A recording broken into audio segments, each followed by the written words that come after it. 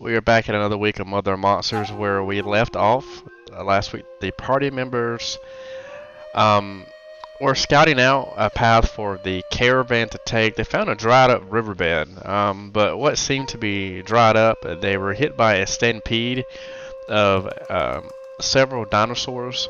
It looked like herbivores running away from a couple of carnivorous dinosaurs. The party did a good job at dispatching and staying pretty safe from the threat, and just kind of really keeping out of sight. But then a flash flood occurred and almost swept a couple of party members away, but they were able to have a sure-footed near the riverbed, and they not get swept away. After that, both threats, the party continued where they saw a cave with different effigies of.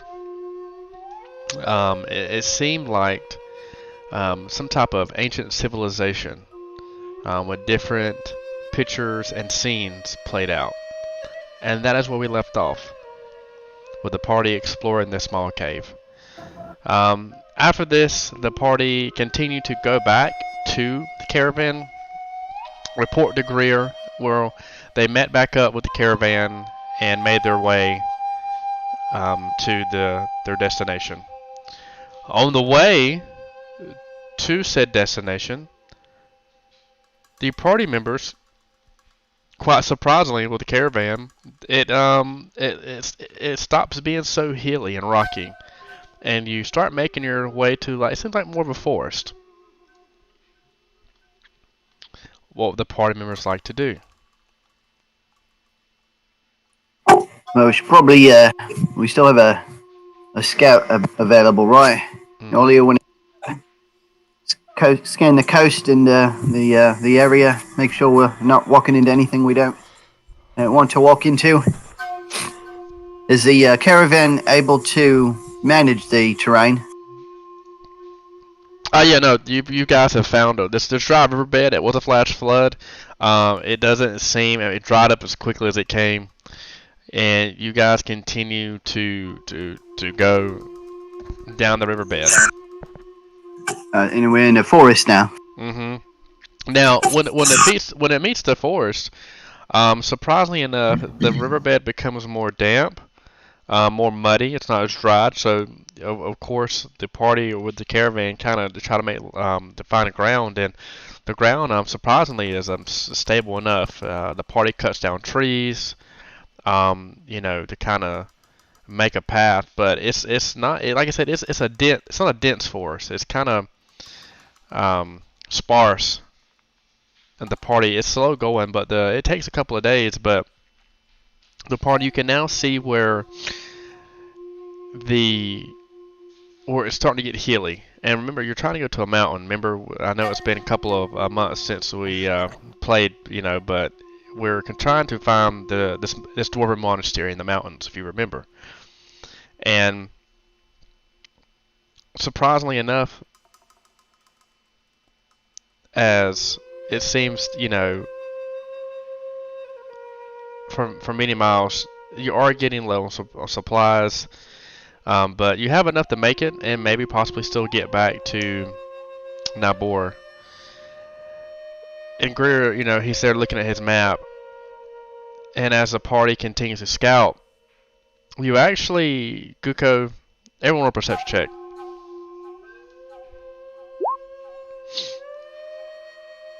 Guko with his 27.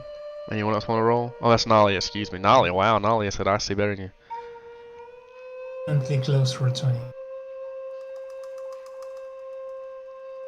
No, if you don't want to roll, you don't have to. Nalia and Guko have really good perception checks.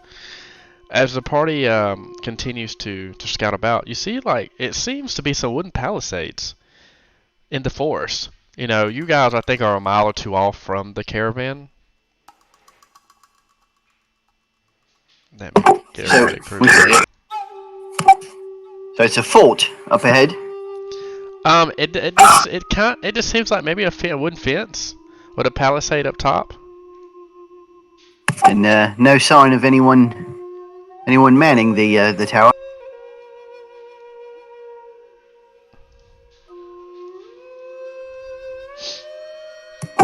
Don't see anyone behind it, or Okay. no sentries close. So as you pass through the bristling pine of the forest that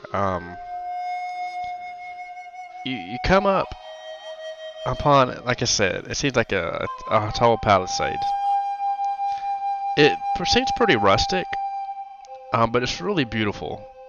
The carving of the poles, it seems pretty intricate for it to be like something like a goblin or a hobgoblin or an orc. This is pretty well maintained. Um, Even the roofs are pretty curved. They're very colorful, different colors of shades of orange and yellow and red. Um, Oddly enough, even though this forest is sparse, it's in now listen. When you left Nalbor, it was definitely autumn.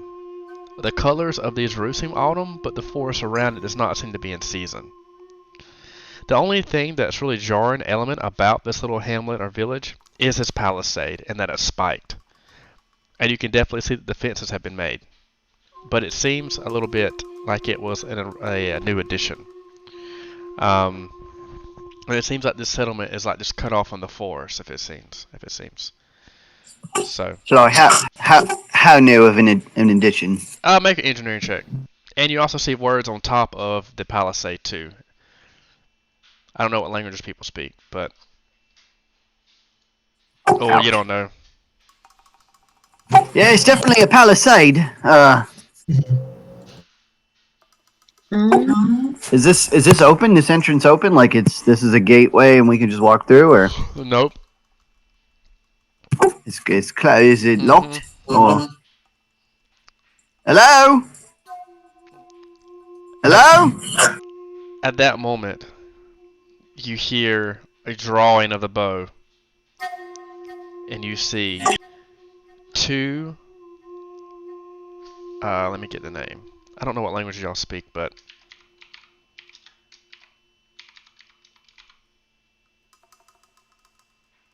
What language do you need? do y'all speak Elven? I don't know. Yeah, Nacho speaks ish. I have to check offline. I think I added it to my. So it seems the village is called Golden Eagle, and you see two elvish warriors dressed. It looks like in really nice armor, and they pull their bows out, and they draw them. And they look at you,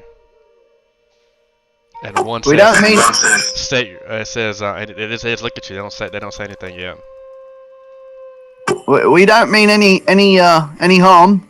We're just trying to traverse to the monastery, and your little village popped up in the way.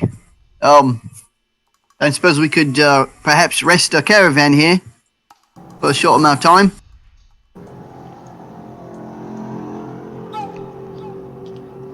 Don't shoot, we are good. Is there a place to add languages in the character sheet? Yeah, Yeah, front first, first sheet at the very bottom left. main tab on the bottom.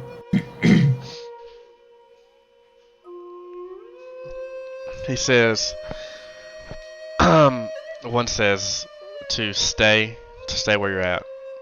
Don't move. You see one, he doesn't dry fire. He grabs his bow and he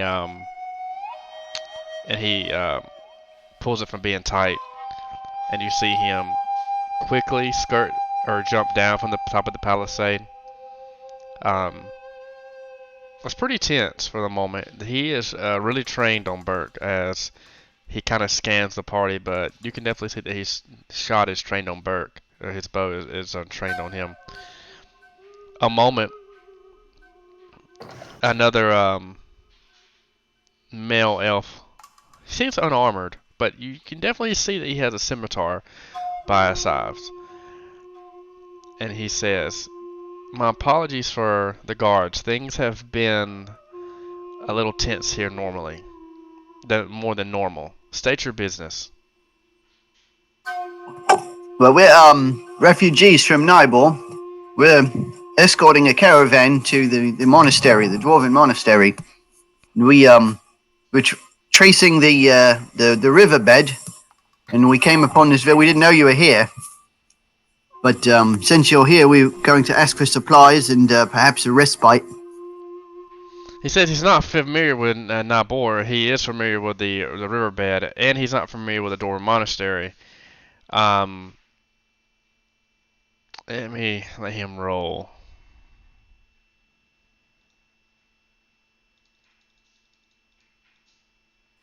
We're very friendly. He thinks that he believes that you believe that there's a Dwarven Monastery, and he believes that you believe that you're from Nabor. He's never heard those places, but he does usher you in. They lower their guard, and the doors open, and he allows you to come in. Very gracious of you, much appreciated. And are you the leader here? He says that I am. My name is Exena Redwind. I am the. I guess you. He looks at the party member, or looks at you three really, not really Bert, and says I would be considered what you might call a mayor of a human settlement. You can refer to me as a mayor here. Well then, Your Honor. Yeah, this is the friendly Kobold Burke. He's very nice, and he's not like some you might meet in the streets. But yes, we're all very grateful for your hospitality. I'm Guko Frumpeldorf, and this is the. Is the caravan there with us, or are we like ahead of them? You're ahead. You're ahead of the caravan. Yeah. With your permission, we'll send word back to the caravan to bring them along inside the protection of the walls. Before you go and just get more comrades, who I've never met, I would much prefer you come in and maybe have a talk. I've never heard of these two places. Oh yes, of course. Be delighted to. Okay, so you can come in if you want to. I don't have a token for this guy. Does he seem like he's on the up and up? He's not like trying to lure us to our death or anything like that, right? I mean, you can make a sense motor check. Already did. He's definitely comes on the palisade, and you believe him. He strong wants to talk to you. Okay, great. But you definitely you definitely can guess that he seems a little tense. Understandable. You lot coming or what? Sure. It's okay to come in. Yeah, he invited us in. I'm hoping there's food in this. Oh, nice. Where's his is B like the mayoral office? Or Yeah, I just pulled this map offline. Let me check my notes real quick.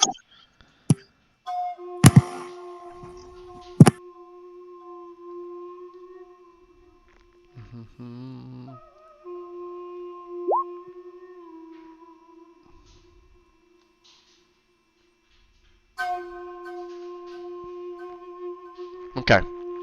So he tells you can just B. So above B would be the mayor, his little office there.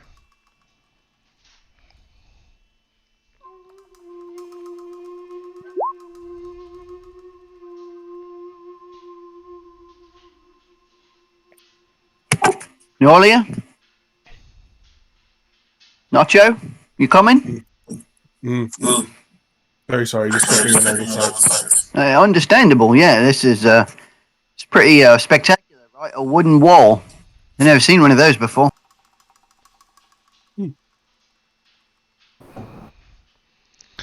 He says he says so you've been you're part of a expedition. You said you have others with you.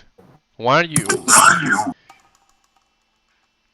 Right, they're civilians. We're the protecting group. was scanning ahead to make sure, just in case you run into like a random elf village or something.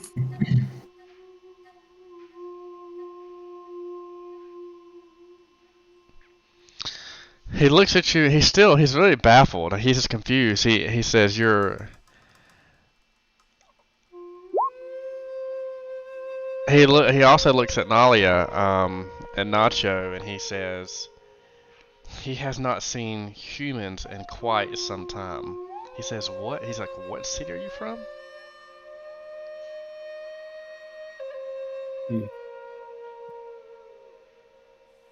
I'm from. Ugh.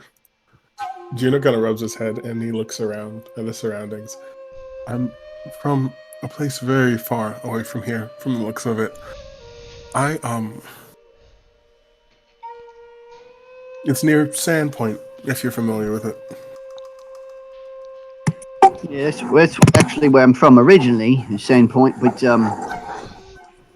we're more recently from Nabor. He's never heard of those two places. Like he's never heard of those two places from here. Where have you heard of? Like outside the forest? Well, I have traveled a little bit, but it's very dangerous in the forest. We are a small elvish community. We're a little bit bigger at one time, but over the years, as the dinosaur population has grown, it's been harder and harder to ward off attacks from the different reptilian tribes, ranging from lizard folk to kobolds to dragons to the one that we call the serpents as well. The serpent? Yes, the serpents. The serpents are the more powerful of all the reptilian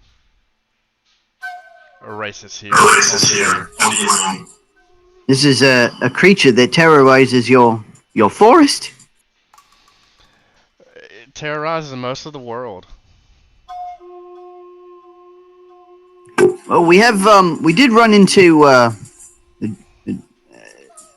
visage of a dragon, right, at one point in time, but that was, I think it was, wasn't real, right? It was, just like a hologram. It was an illusion, the one we saw. Yeah. Is that the one you mean? A big black dragon, I think? A black dragon? No, we've never had a black dragon attack us. We've had a green dragon attack the village many, many years ago when I was still a youngling. You're lucky as fuck. But most often it's been the larger lizards, the ones that walk on hind legs, the small ones that are very fast with teeth are sharper than even our steel. Mostly dinosaurs then, eh? Mostly. Yeah, we have run into a few of those. There's a big Tyrannosaurus Rex that chased us into a cave not too long ago. Ah, the small crystal grasslands. Yes, maybe that's the great serpent you're talking about. He was definitely big.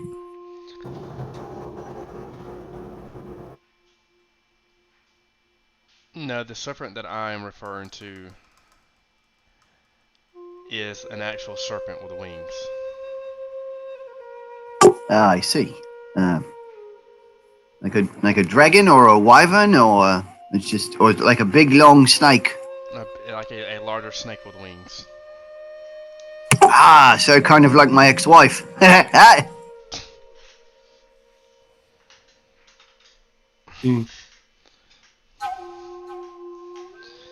Well, I'm not sure how to reassure you that we say we are, but doesn't anybody have a map? Don't we have a map or something we can show them? Oh no, you guys are scouting. Greer, out of character, Greer has a map. Um, but remember, he has the books and the map. He was studying the books and the maps on the trip. Right. Okay. Maybe we can piece one together, like with our. Maybe Juno can piece one together from his recollection. Oh wait, actually, wisdom is the memory stat, isn't it? Well, I think it's intelligence. Is it intelligence? Okay. Well, often memory is associated with intelligence. Yeah. I mean, if you want to do intelligence, the party wants to do intelligence check to kind of draw a makeshift map, you can, or if you have a crafts check. I keep forgetting that Bert doesn't have all the knowledges, like cartography and all that. Yeah, Juno, do you think you could whip up? It doesn't have to be perfect. Maybe, yeah, knowledge geography. That's not a bad idea. Let's see. E. No, I don't really have that. It's not one of my skills. Juno draws 2 circles in a straight line from each circle.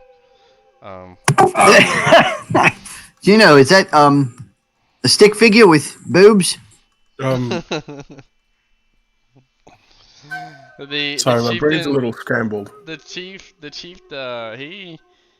mayor kind of looks at you. He says, I can't make sense of this. It seems you are lost, and he says he says you definitely you can stay here for a night or two as we figure this out and where you came from. Much obliged. Is there anything we can do to earn our keep while we're here? You can. Don't worry about it right now. Just come to the end. He points to the end here, kind of to the right, which is E on the map. He says, stay there. We'll escort you there. I will talk to the owner. Feel free to walk around. I will alert the guards that you're free to walk around. You can purchase anything from the shops that you will. And we do have a temple as well if you can pray to whatever god you serve. That's very appreciated. These shops that you have. Love to see what sort of wares we could perhaps trade. So you go to the tavern. His name is Gibraldil. Gibraldil, the elf. You can see that he is playing a harp. And there's no one in the tavern. Not surprised. This place doesn't have visitors. But when you enter in, he gets up. He looks very bright-eyed, and he says, "Visitors. It's been years since visitors came this way. At least the one that we would welcome."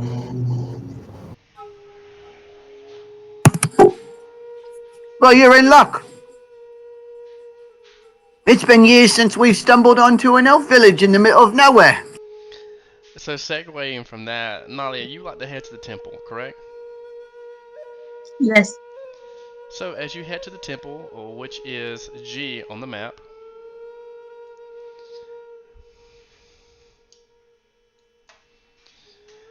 you can see that the temple's small. It's circular, but it has columns surrounding the temple, and it's 20 feet high in diameter, supporting a very shallow dome. You can see a bronze brazier stands on the pedestal in the center of the temple, surrounded by what seems to be small fonts of holy water. Even though it's small and very humble, it's very beautiful because you can see green ivy as it climbs throughout the temple, integrated with the natural world. There is a priest there.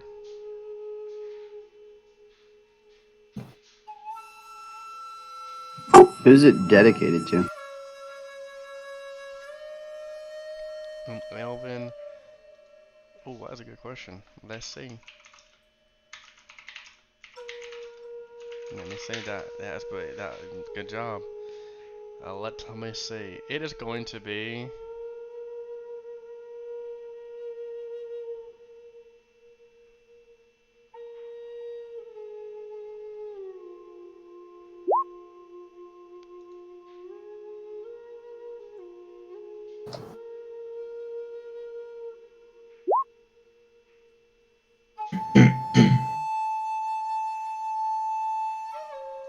Hmm. So I'm with the It's group, gonna. so I'll be following. It's gonna be. I don't know how to pronounce this. This is the god I'm gonna use. Tethys? Mm-hmm. You said that's the name of the deity? Mm-hmm. For Nalia, even though that was a good question that you asked, Guko. Anything else, Nalia? Oh yeah, that's it. And that's the. You see a male. He's a male elf. So I can Good read on point. investigate. Are you going with Nalia, Guko? Yes. Okay. Pretty much Cathepsis. Investigate. It's pretty much just. It's like this an endless. Okay. Like a temple to everything. No, his symbol is his holy symbol is a hawk with a silver crescent, and pretty much he is just like a hunting god. Imagine I think it's Estriel, but Yeah, yeah. for elves. It's pretty much like one that's about hunting and protecting the forest, things like that. It's not like too much, but you know that he's a good aligned elf god. You do know that.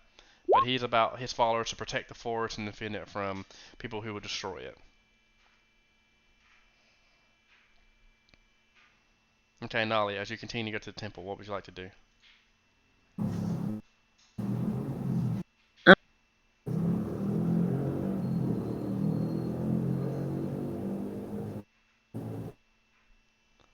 As you go into the temple, he does look at you, and he is quite surprised.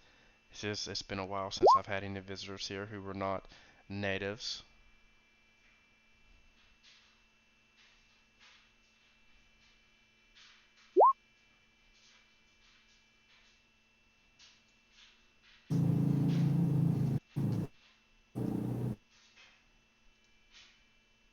He says that to you, Nalia, or the group. Yeah, Gook and Bork are with her. Okay, Since so that's what he says. no, Alia was there, Guko followed, and I was following Guko, so. Juno, are you going or are you staying more at the tavern? I'll follow. Okay. Well, to the group, he says it's been a while. Murtaugh the shopkeep. It's been a while since he has visitors who were not natives. What? He said, ask. So, what may he assist you with?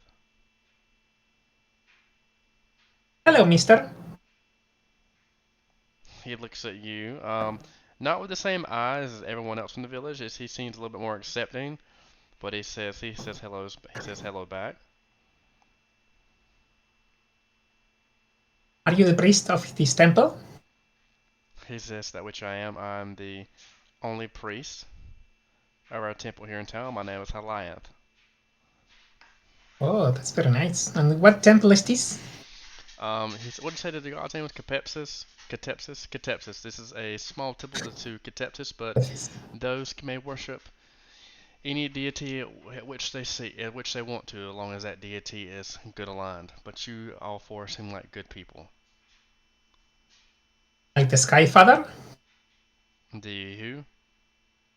Gosray, the Sky Father. The wind and the waves. He says again, as long as it is a good aligned deity, your prayers are welcomed here. Mm. He does tell you that he's not very familiar with that deity, though, Burke. And as you say something, Juno, he asked you to speak up. He didn't hear you. Nothing. He can be good, he can be many things. Just lost in thought, very entranced by all of the scenery. You have a very beautiful town. Thank you. It is a very humble town, but we do the best we can to take care of it. It is our goal to blend nature and our homes in a way that it does not overtake the landscape. Hmm.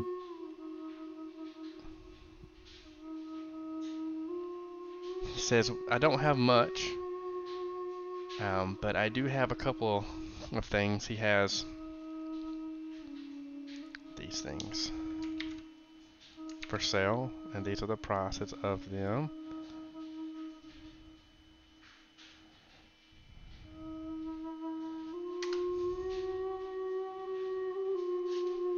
He says, I have holy water, a potion of animal friendship, potion of climbing, potion of healing, potion of greater healing, restorative ointment. I have a couple of scrolls that will help you get along better in the forest, such as detect poison if something bites you, such as a serpent or a disease from a plant. Shield of Faith, bark skin will give you a little more protection against one of those giant lizards that roam around the village.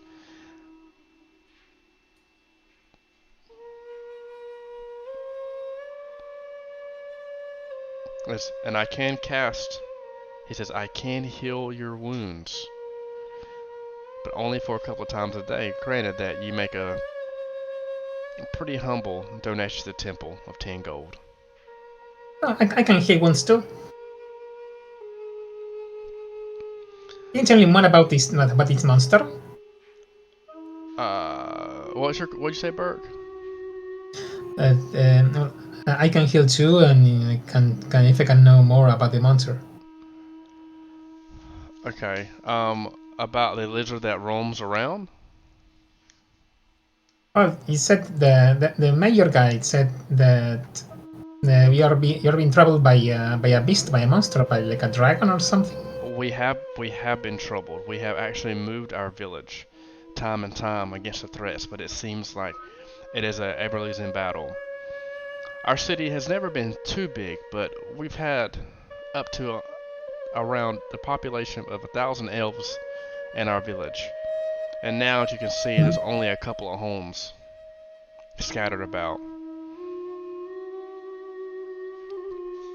We all fear that You moved the village our town will dwindle. with the buildings and stuff. What about it? You moved the whole village with the buildings No, and stuff. we don't move the whole village. We built up. We built anew. They have came and attacked, and we have tried to defend them. We might defend them for a day or two. They will come back with more reinforcements, and we will have to vacate and leave and move somewhere else and hide. Oh, that's very sad. So if you could manage better defensive systems on the outside, you might be able to fend them off. Maybe, but it's a sheer number that they have. At that moment, Nalia kind of interprets in and asks about the potions of animal friendship. He asked, would you like a potion of... Would you like to purchase one of those?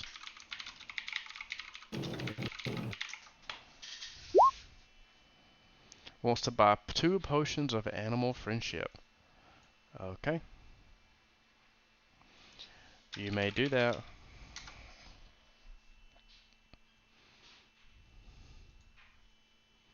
Just make sure you take away, what is that, 250?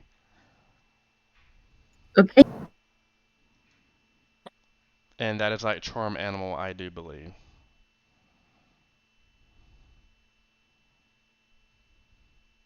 Okay. And going back to Yukuko in a roleplay, he tells you we don't have the power for the defense. We have only a couple of guards left. Most of our inhabitants of our city we have a priest, one that helps. I guess you would refer to him as a sage of some sort. We have a smithery here in town, but even though he is a smith, we don't have anyone to wield the weapons. Well, so how many total people then do you shelter here? He tells you that he has it's a hamlet, so Like 50. What is the 100. meaning of a hamlet? I don't know. Shit.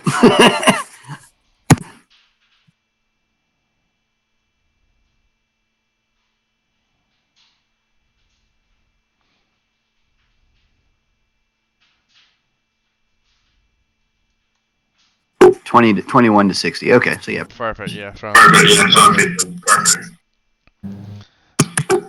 So then, maybe I don't know how you feel about dwarves, but perhaps you would find yourselves safer in the dwarven monastery also.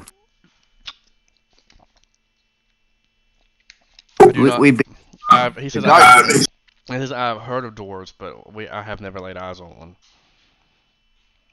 They're kind of like me. They shorter, little bit harder in the shoulders than me, perhaps. But I've been working out. I'll get there.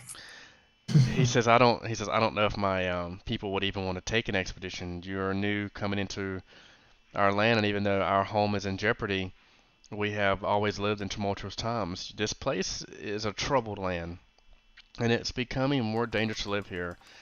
Something or someone is working great magic here, bending time and space to ill purpose. Their magical meddling is destroying the delicate balance of life here.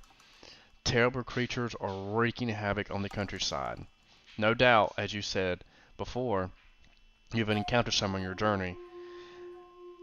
I, if you could, I mean, I know you're offering to help this dwarven monastery, which I had never heard of, but if you have anything that you can tell us about or how I don't even know what to do. Me and the mayor and some of the other who are still profound members here in of our village, we talk every night about how to keep our village safe and how to stop from being destroyed by these outside threats.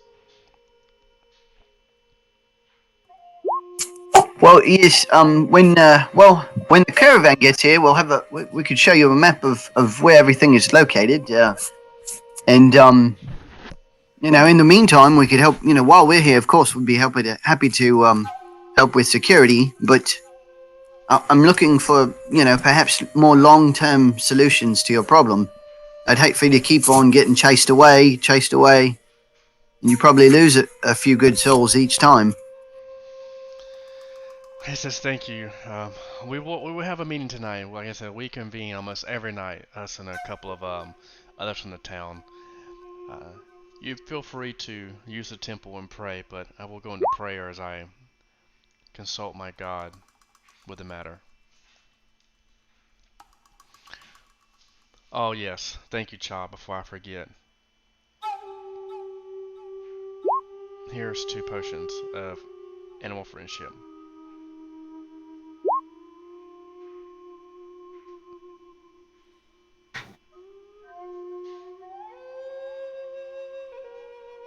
Was that Nolly asked about 4 minus 2 carrying a 1? Oh, I see.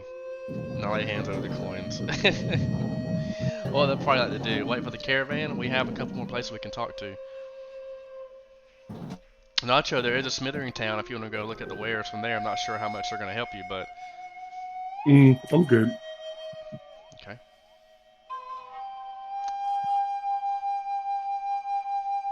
There is a general store too. What do we need? Let me see. So as you go to the general store, which is, they'll probably go to the general store. His name, you see a sign hanging above the door of this pink stone building with a golden roof. It says Lagarde's Trading Store. The only store in Yelaine, in Elvish. As you walk in, you are met like you pretty much have. It seems very, very curiosity as he perks up. You see his ears kind of move. He is a dark-skinned elf, but he's just a little darker skin. He pumps in and says, "Hello there, strangers. My name is LeGrow." He has a very friendly demeanor, and you can tell that he's naturally pretty charismatic, out from what you see the normal stoic and reserved elves of the town have been. What can I help you with?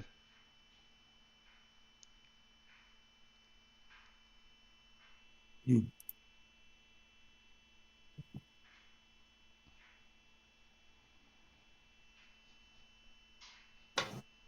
And he speaks to the party. Yep. So was a general store, you said? Mm-hmm. Hello, sir. We're here trying to buy some supplies. What He do you said, have for sale? out of character, he has, as you can see, the wares. He pretty much has any mundane adventuring gear, tool, or ranged weapon can be purchased here at normal cost. That's out of character. In character, he says, "Well, I'm glad you asked. I have here." He pulls out a small sack and he puts his whole hand in the sack and goes up to his arm. He says, "This here is a bag of holding. You can fit much more than what you can in your knapsacks."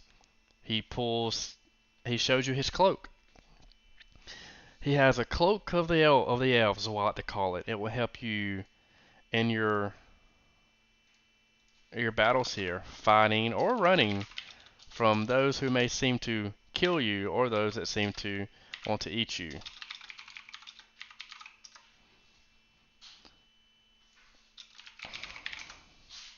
The cloak seems pretty you see, it seems like there's some elvish words designs. Um, and it seems like it's kind of like a leaf-like. He says it will help you hide better from them.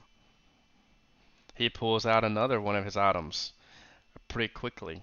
He pulls out a quiver. He explains that this quiver will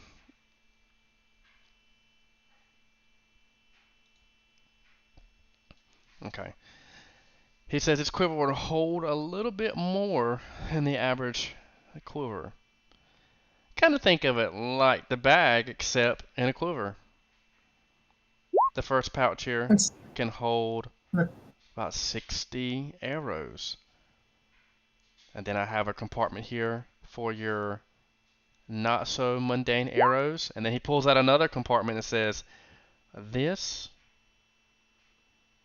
is a special portion. This can fit about 6 bows. Or maybe 5 bows and 1 staff. Or 1 staff, 1 spear, 4 bows. Or 5 staffs, 1 spear, 5 spears, 1 staff." You get the point.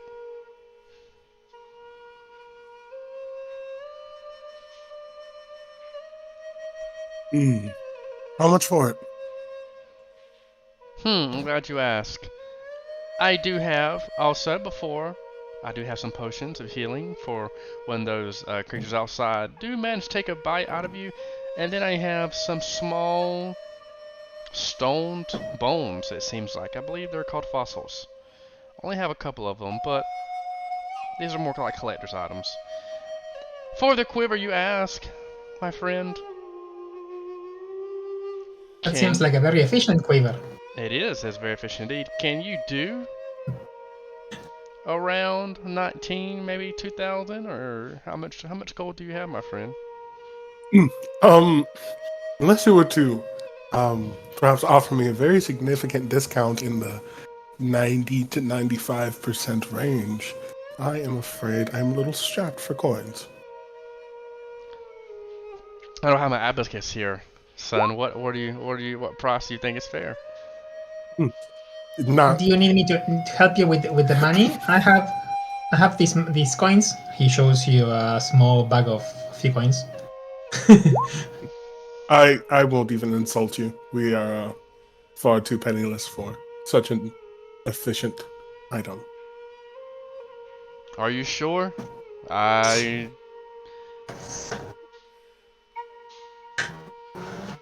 What do you? I have what- less than 200 gold to my name, good sir. Yeah, I have 64. Well, I don't know. Maybe Yeah, I don't know what the. Well, you know what? I have a pot here for you to cook up. What you? You need a pot? Oh, to cook I do the with? cooking. I usually do the cooking. Only thing I have around that, I have a small fossil, my friend. I have some fossils for 10 gold apiece. May I see some of them? He pulls out the fossil. One seems to be a leaf, one seems to be a crab. He says, I have a leaf. This seems to be like a small crustacean, maybe a crab. I like these.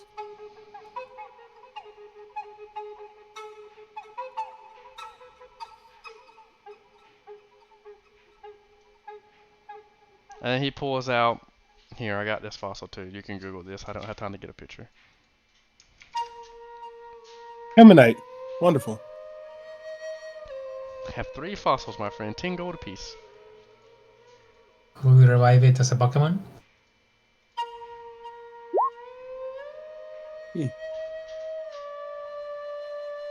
These are very intriguing. I do love archaeology. Will I identify them or something with some large nature, maybe? You said he tells you what they are. He knows. He says an ammonite, the leaf, and a crab.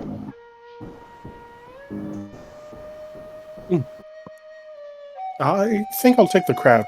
I'll actually Okay. have this as a interesting little keepsake from my visit to this town. Thank you. And I hand over 10 gold.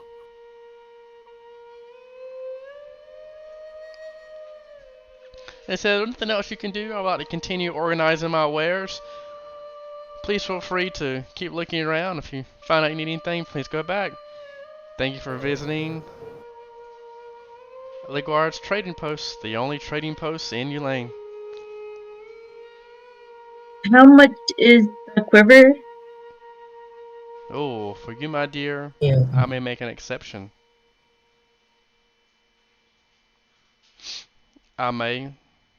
Can go around 1,800 gold. Okay, can't afford that. I do have this nice fossil here you might can afford for 10 gold. What are the fossils good for? Okay,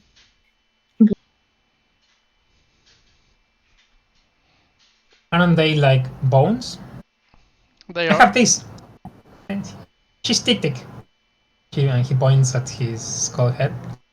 No, that's just that is just a skull. We can kill animals and have skulls. This is in the stone. This is a skeleton in stone. This is a collector's item. Oh. Do you collect fossils, Kuko?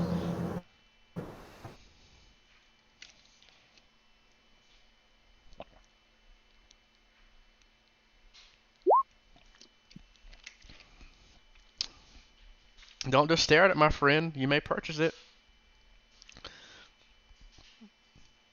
I'm having a sale on them. All fossils, 10 gold today. watching for ghosts. Huh? I said I'm watching for ghosts.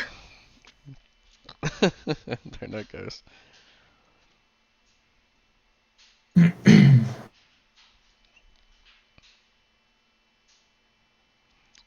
Well, if that may be it, we'll depart out to check out anything else. There's a couple of things in town you haven't checked out.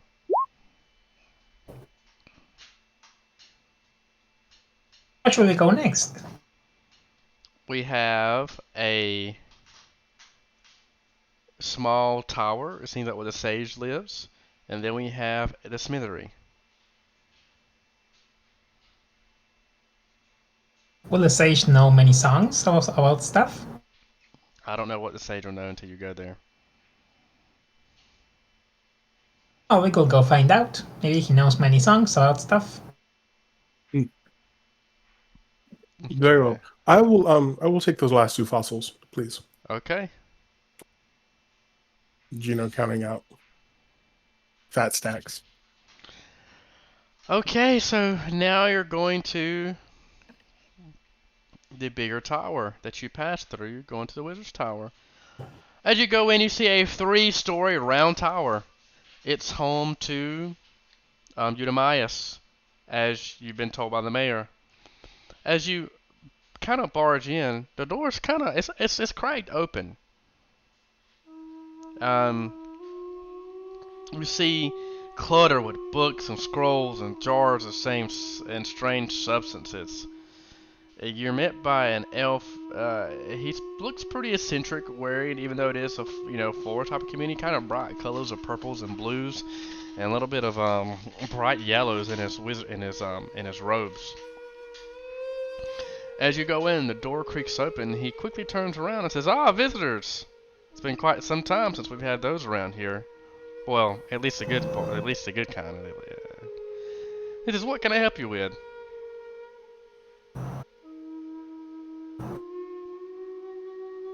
Sorry, I was away for the last couple of minutes.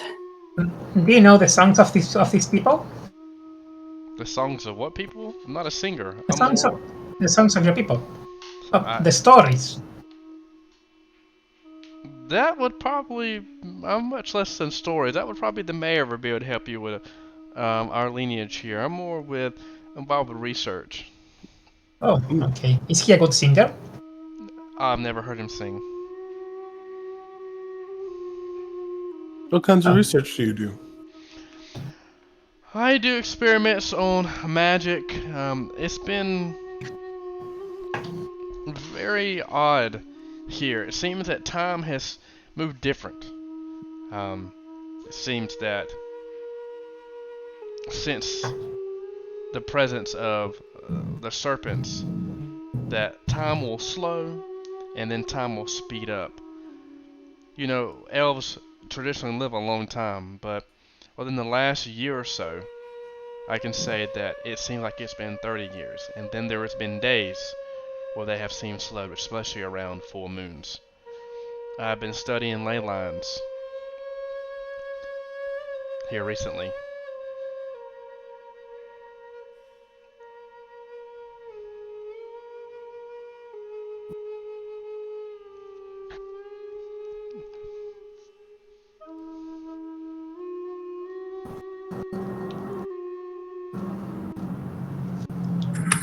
What is a ley line?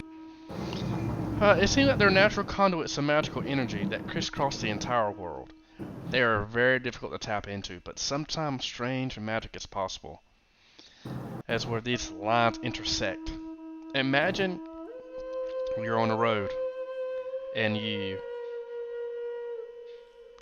can go straight to that road from point A to B, but imagine if you could take that road and crunch it. You could still get to the point A and B, but this time it would be vastly different. You do all that with a ley line? That is You can the change point. the landscape. That's what I'm thinking. I'm trying to do experiments on with this, and I'm testing it where the fossils can act as magical catalysts, or any type of star stones, or anything from could be like a different material. If they can maybe fit into this rift somehow. Hey, don't we have some cool stones or something? I have this. Will this work? I show the barbed devil spike. The what? The barbed devil spike. What is that?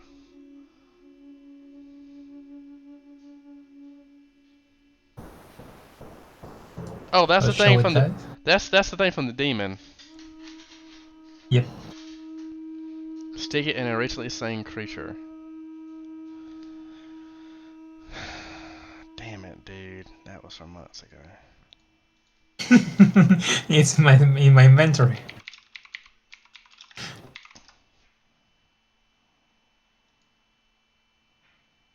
Well, likely it wouldn't work if you need fossils to activate it. Yeah, he needs fossils, but I'm glad you showed me Yeah. that. We gotta show me that again. I gotta go back over that video. Borrow double spike.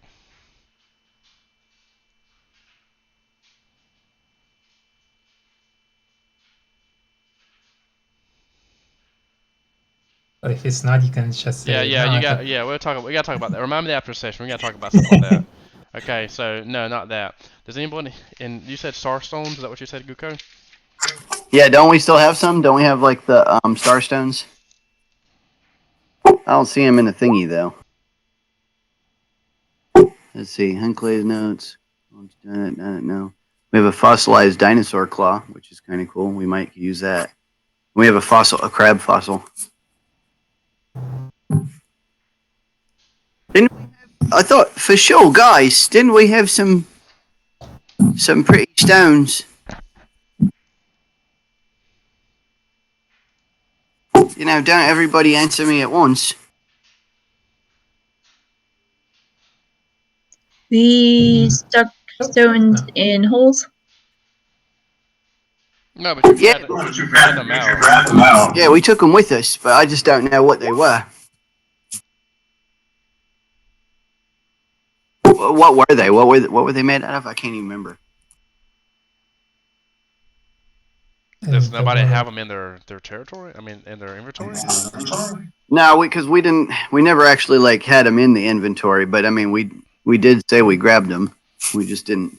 It says more. Oh, we have starstones. Here they are. We got a bunch of them. Okay, but we also got. I don't know if those stones are different than the other ones. Where are they at in the inventory? So we've got them in character items. We've got starstones.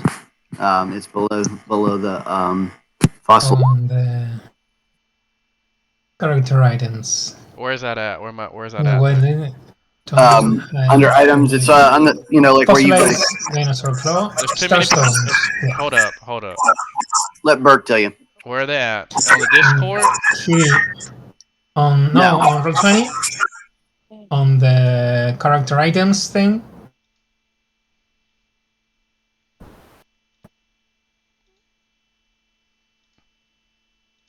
Character items on Roll20.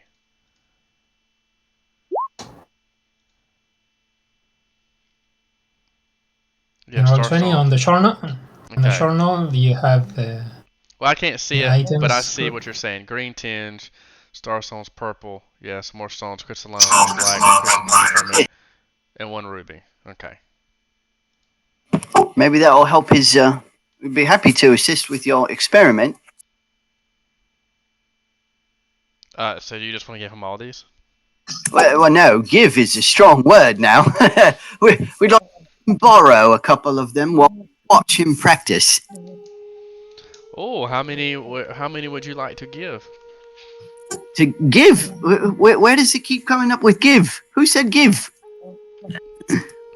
We're here to assist your experiment, not to just these are very sacred stones to us. Well, the information that I get.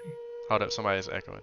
The information that I get from doing the research may be beneficial to you in navigating these strange lands.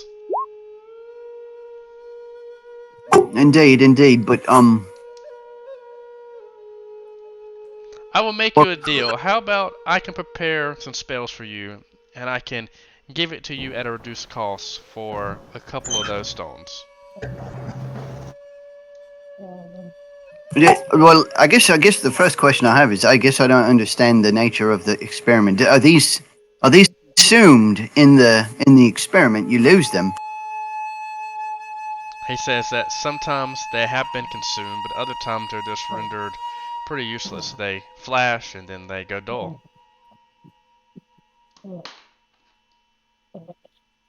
I see. So you will lose the stones anyway.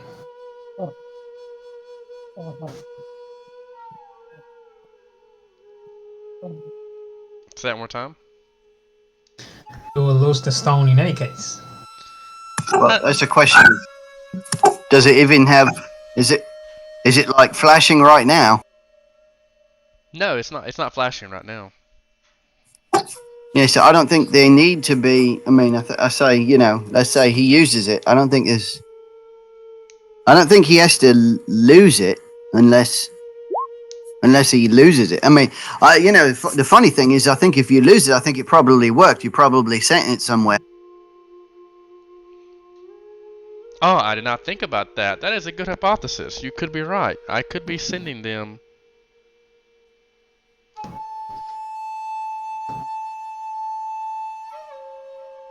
So you're not actually losing them, so just misplacing them. Another good hypothesis. It could be. I could be misplacing them, not losing them. But if you can't reach them, it's the same as losing them. Or I misplaced them for right now. One of my one of my high priests once told me that the star stuff is never created or destroyed. It's just transformed occasionally.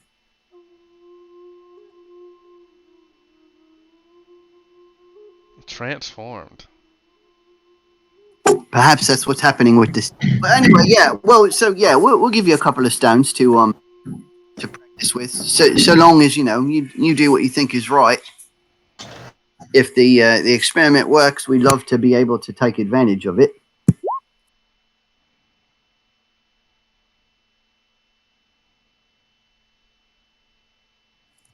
You guys okay with giving him like one of each type?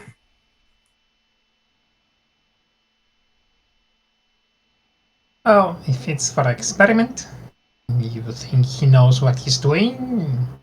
Might be good. You're the expert in this. Or at least know more than I do. Yeah, but not much more. I wish I did know more about starstones, about what they're worth. Do I know anything in the back, like my background knowledge of? About Starstones? Yeah, I am a priest of the god of stars. Well, 13. Well, 13, you don't know nothing. You just know they work for that one little thing in that wall. And give me 1 second. I'm changing my headphones. Don't say anything.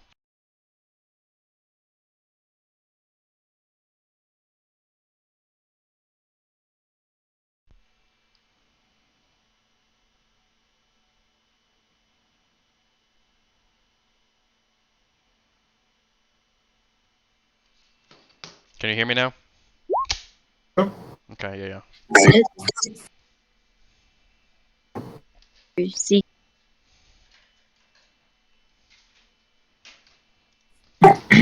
Well, in the name of science, I think it's reasonable. So we'll give him like one of each type.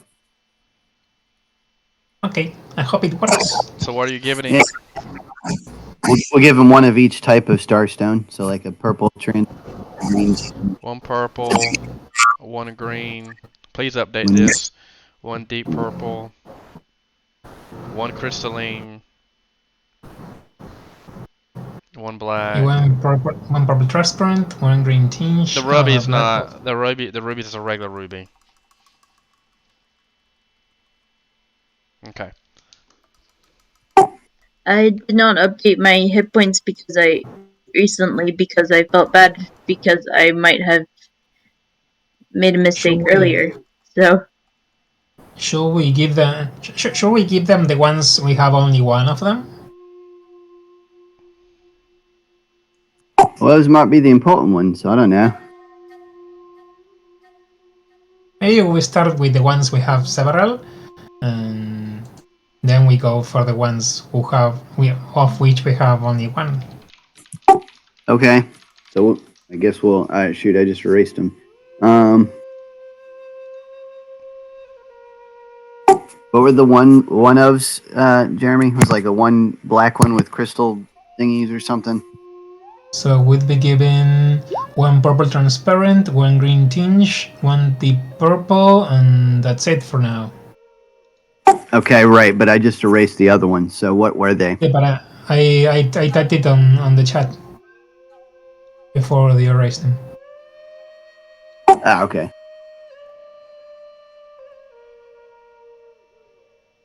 And that you said that ruby is just a normal ruby?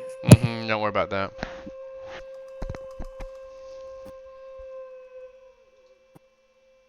I know they are shiny stones. They seem to be special, more than just gems.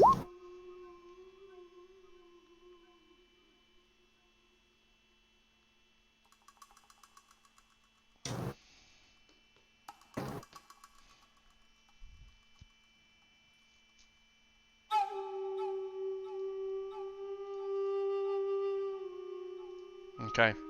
So he says, "Thank you. I will get caught up on this research. I have been needing some more fossils and starstones. Besides protecting the village, I have not had the opportunity to go out and look for more of them. Thank you." He says, "Would you care for any any of these spells, and for donating to Starstones, I can give a 10% off on these spells.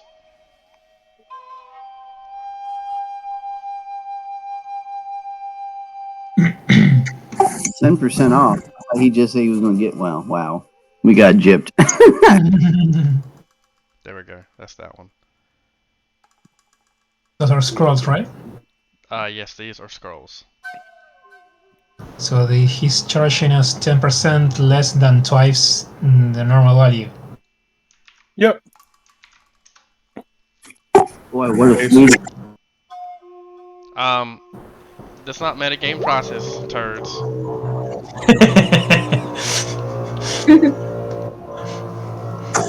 There's no need to metagame. We gave him something, and now he's selling us stuff. We know it's not fair. Yeah, we just gave him things that likely are very valuable. Valuable to only certain people. I, for one, would like to see the experiment. The experiment I cannot start now because it is not night. I am trying to still figure out the ley line and how to use them as a conduit of magical energy. If you're going to be in the town, which I assume you are, because there's nothing for miles of this place, and in fact there's nothing anywhere. And if there is, you don't want to be there. We have our caravan. Nice beds there. Yeah, we're definitely going to be here for the experiment. I'd like to see what our investment in friendship has bought us. He says, "I will surely fetch you. If you feel a tug on your shirt, don't be alarmed. It's just a servant that may be unseen fetching you." Understood.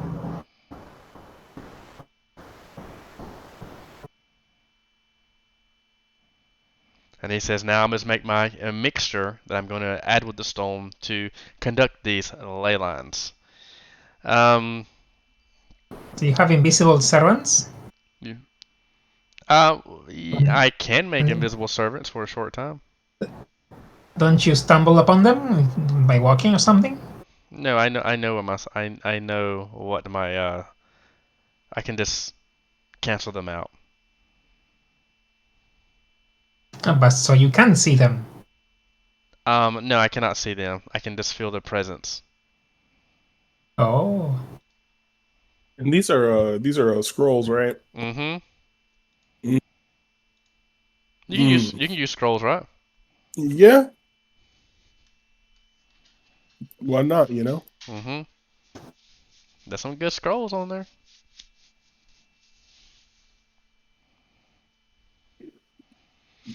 He said, "If there's nothing else, I will come summon you when I'm ready at the inn." Very well. For a salad. So as she... Okay.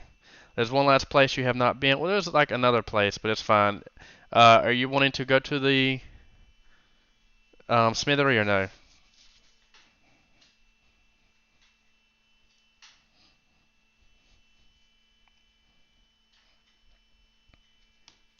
Sure, why not? I can't think of a reason why I would want to go.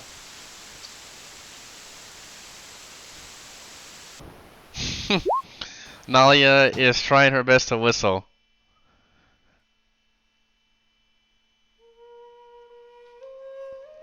Well, if nobody wants to go, we can go back to the town. I mean, we can go back to the inn. Or you can go back to your caravan.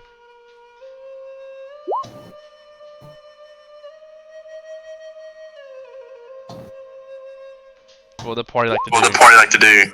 Well, I'd like to bring the caravan into the if possible, and we leave them out there in the cold, in the middle of a riverbed where they might get washed away, or eaten by dinosaurs, or snatched up by a dragon, or swallowed by a giant gelatinous cube, swallowed by a fisher into hell, or we've got to bring them in. So the party, I guess, is wanting to tell the mayor that they're going to get the caravan. Yes, yes. And we'd like to be present for the meeting this evening. Okay, present for the meeting.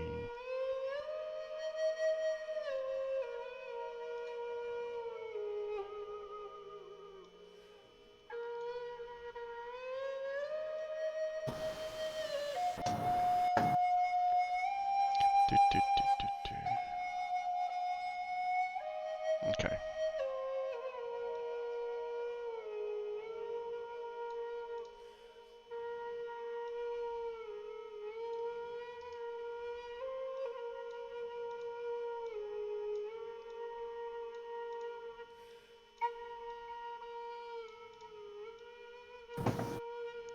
I am gathering everything.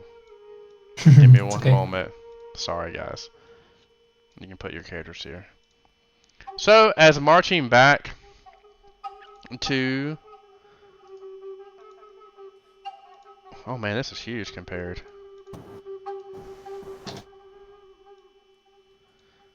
The party makes their way back with a caravan.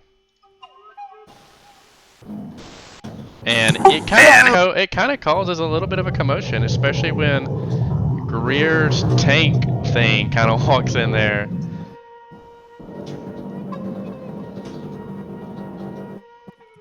They're all friendly. It's a friendly tank. They're met with other humans. They're very surprised to see the humans. Like they have not, like I said, some of the older ones have seen them, but most of the elves have never seen one. They've only read about it.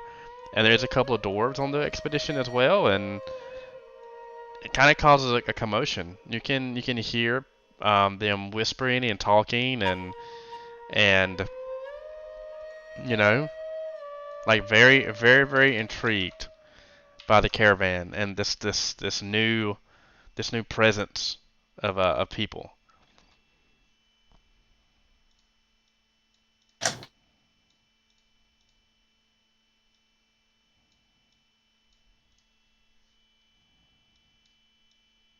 As you walk in, Greer is there, and he... Sorry, I'm getting all my...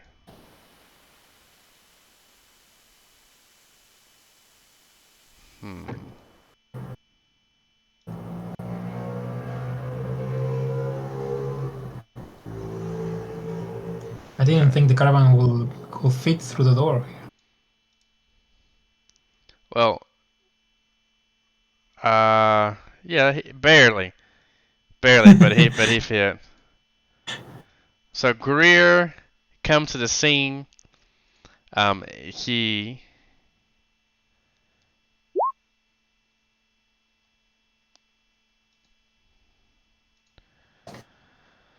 okay. Greer speaks to the party and I guess addresses everyone really. Let me see if I can find Greer's voice.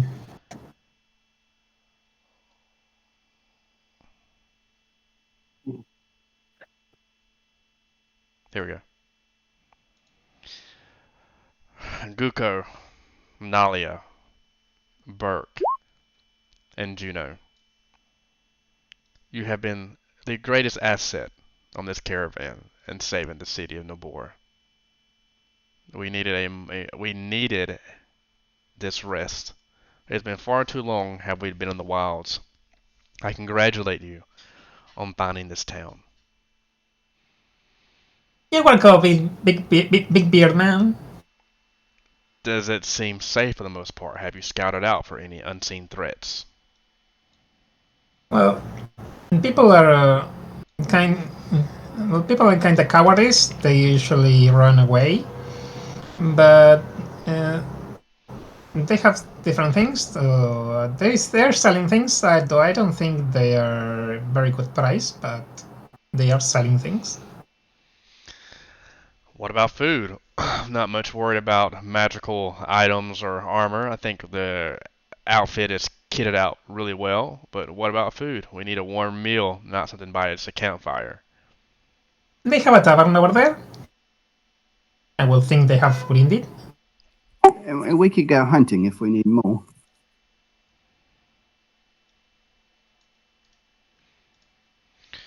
He says, excellent. If you don't mind, set up the perimeter around the caravan, even though everyone seems to be nice. I trust your judgment, but you never know what is out there. Agreed. Surely.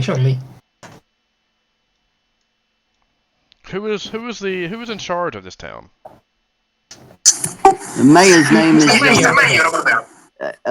something Flamewind or something like that. What is with all this commotion? What was the mayor's name again? I can't remember. Something Flamewind, Skywind. I don't know. Isn't he called Mayor? Redwind, yeah. Ah, Mayor Redwin. Let me maybe have a meeting with this mayor.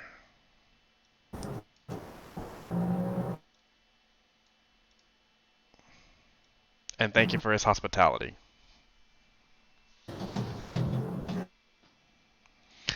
You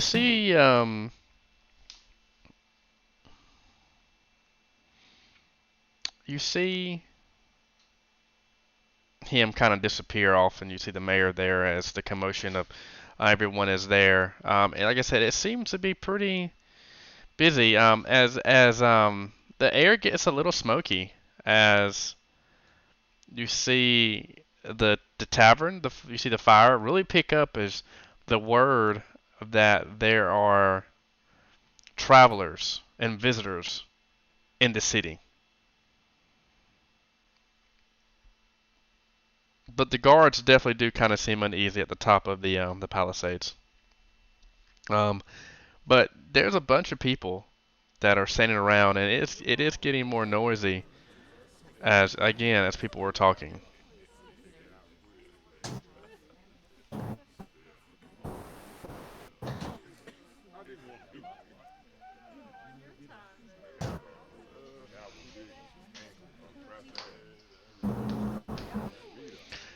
So the party members, what would you like to do?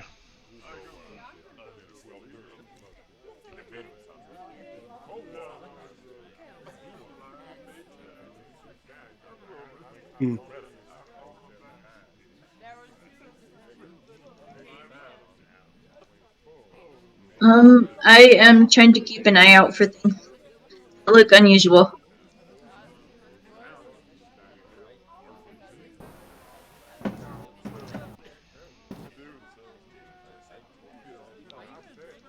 Juno, what would you like to do? Can I go with Greer to meet with the mayor? Of course. Yeah, I'm going to the mayor to hear his stories, to hear his songs. That or going to a tavern.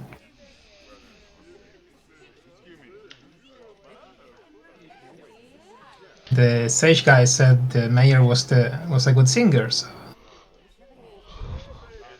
Or the one in charge of songs, at least. So you go to the mayor, Wood Greer, and Burke is there. I almost assume Manali is there, as Guko is there, just listening in the background. And you see Greer introduces, says, "I'm Greer. I'm head of this caravan. I heard very good things of you already for the scouting party. Made up of Nacho, Burke, Nali, and Guko." Him and the Greer talk for a bit, and they exchange pleasantries. Is there any question that the party would like to get down to business when it comes to asking the mayor? Not a question for the mayor, but what does the mayor look like? The mayor is an older elf. He does have some graying already, so you know that he's quite old. He seems, like I said, he has a scimitar by his side. He is not armored. He is wearing, despite being a mayor, or calling himself a mayor, he is wearing pretty humble clothing. A light, shirt, like explorer's pants. You can, boots. You can tell that he moves about and does things in the city.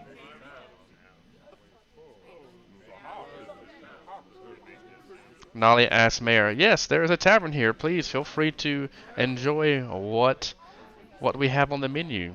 But unfortunately, I think as far as a salad goes, it's very, very. We have wild rice and sauteed mushrooms. Is about as salad as you're gonna get from the tavern.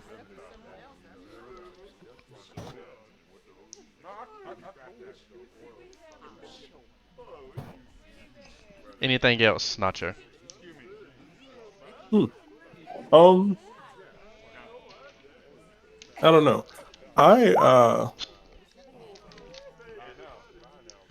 Where did you say this town is? There was a word you said. Y- y- Yilan? Yes, Yelin. Yeah, what is that? That is the place at which this is what we call the ground beneath us. Mm, right. I um that is interesting. I'm sorry if I look a little um disconcerted. Greer, are you are you hearing this? Is this a word for Galarian in a dialect I don't understand? It could be. It does seem that these elves, as Greer kind of looks to you, it seems that these are not your traditional elves. These elves seem a little bit isolated from the outside world. Hmm. Are there any human settlements nearby? Who are you asking that to, out of character? The mayor. No, like I told you, you're the first human I have seen in many years since I was a youngling. Where do humans live? They lived in lots of places, but they were pretty much hunted to extinction. By who or by what? The reptilians and the split tongues.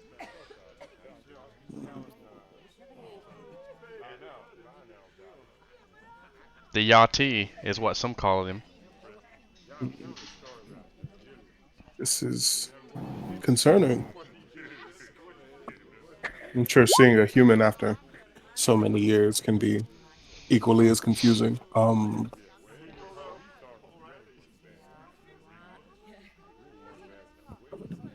I thank you.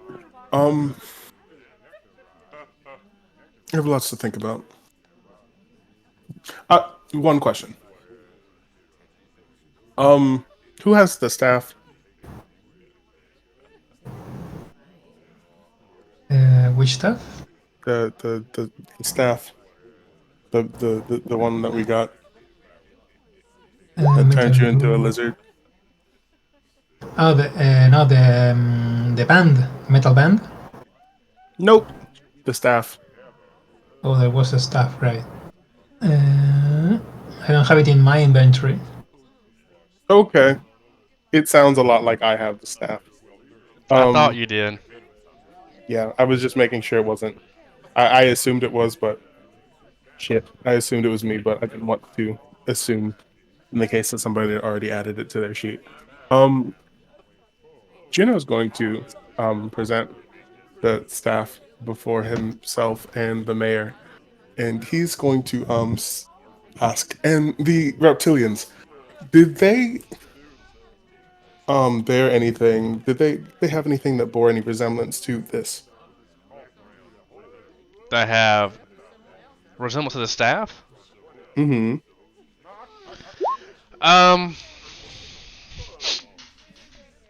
No. He looks at you and he says,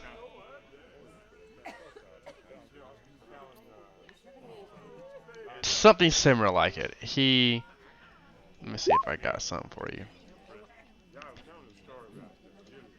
He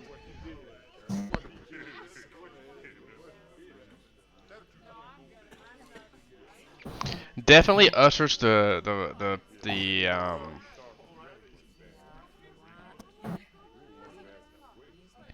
definitely ushers your way and says, "We found this," and it helped open up one of those lines that I don't know, some lines that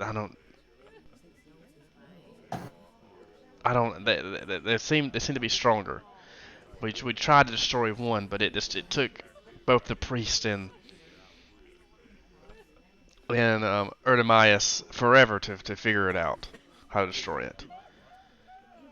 And he says it looks similar like your staff, except and it's broken. He shows you it's broken.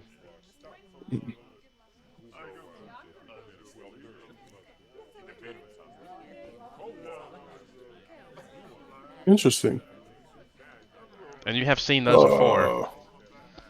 Oh, my stomach hurts. Oh, hold on. Yeah, this is looking real familiar. Do you remember when you fought? Yeah, okay. Yeah.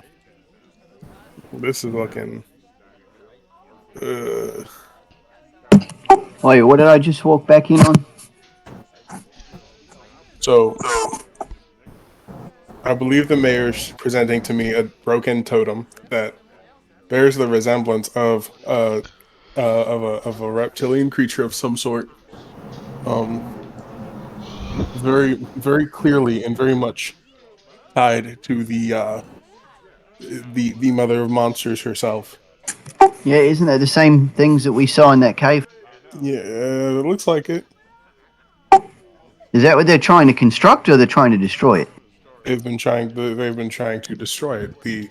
These are likely the reptilians that wiped out humanity where we currently are. Wait. If those are ley lines, and that other guy's trying to make ley lines, is he not with the rest of the group? Let's go back and see. Well, it's fair to assume that by this time everyone is here.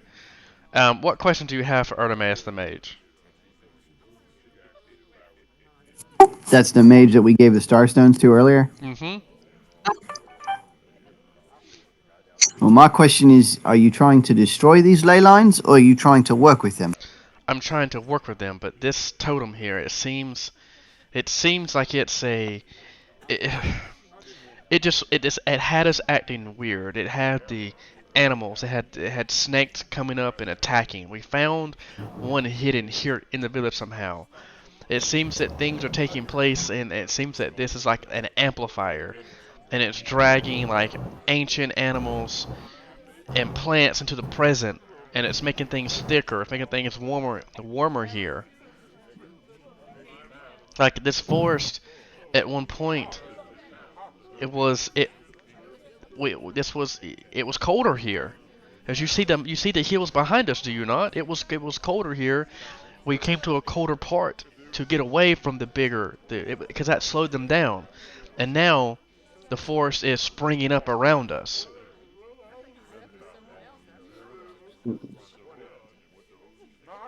Have you experienced something like this as well? Well, exactly. But I'm not sure. If we did, it was quite a while ago.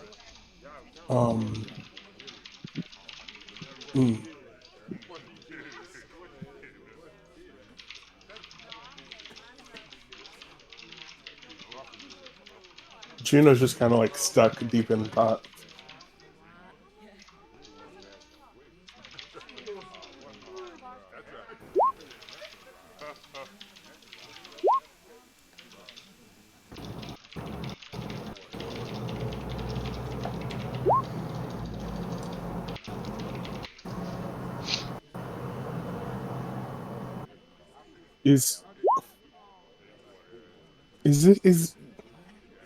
Is this could you do you believe so this is something that causes interesting and very noticeably quick changes in the course of nature, is what you're saying? Yes, that's what it seemed like. And those changes Mm. seem to be prime example for these bigger creatures, these bigger reptiles, these bigger snakes.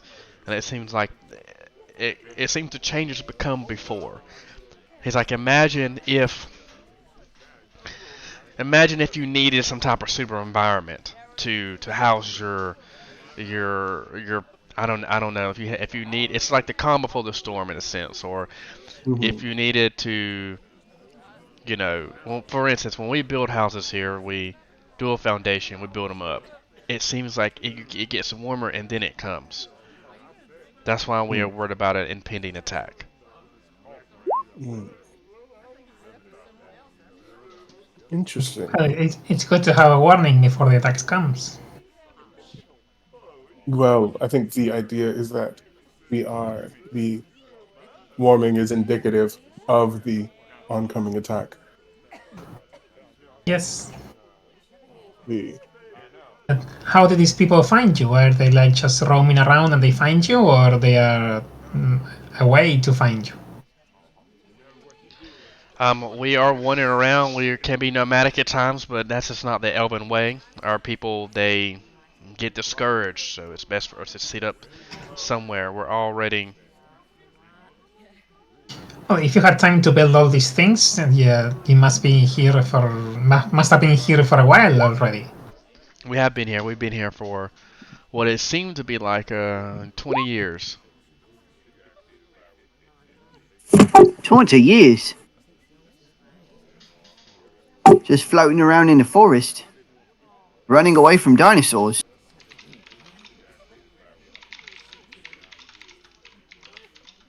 Why will the earth become warmer when the monsters are about to come?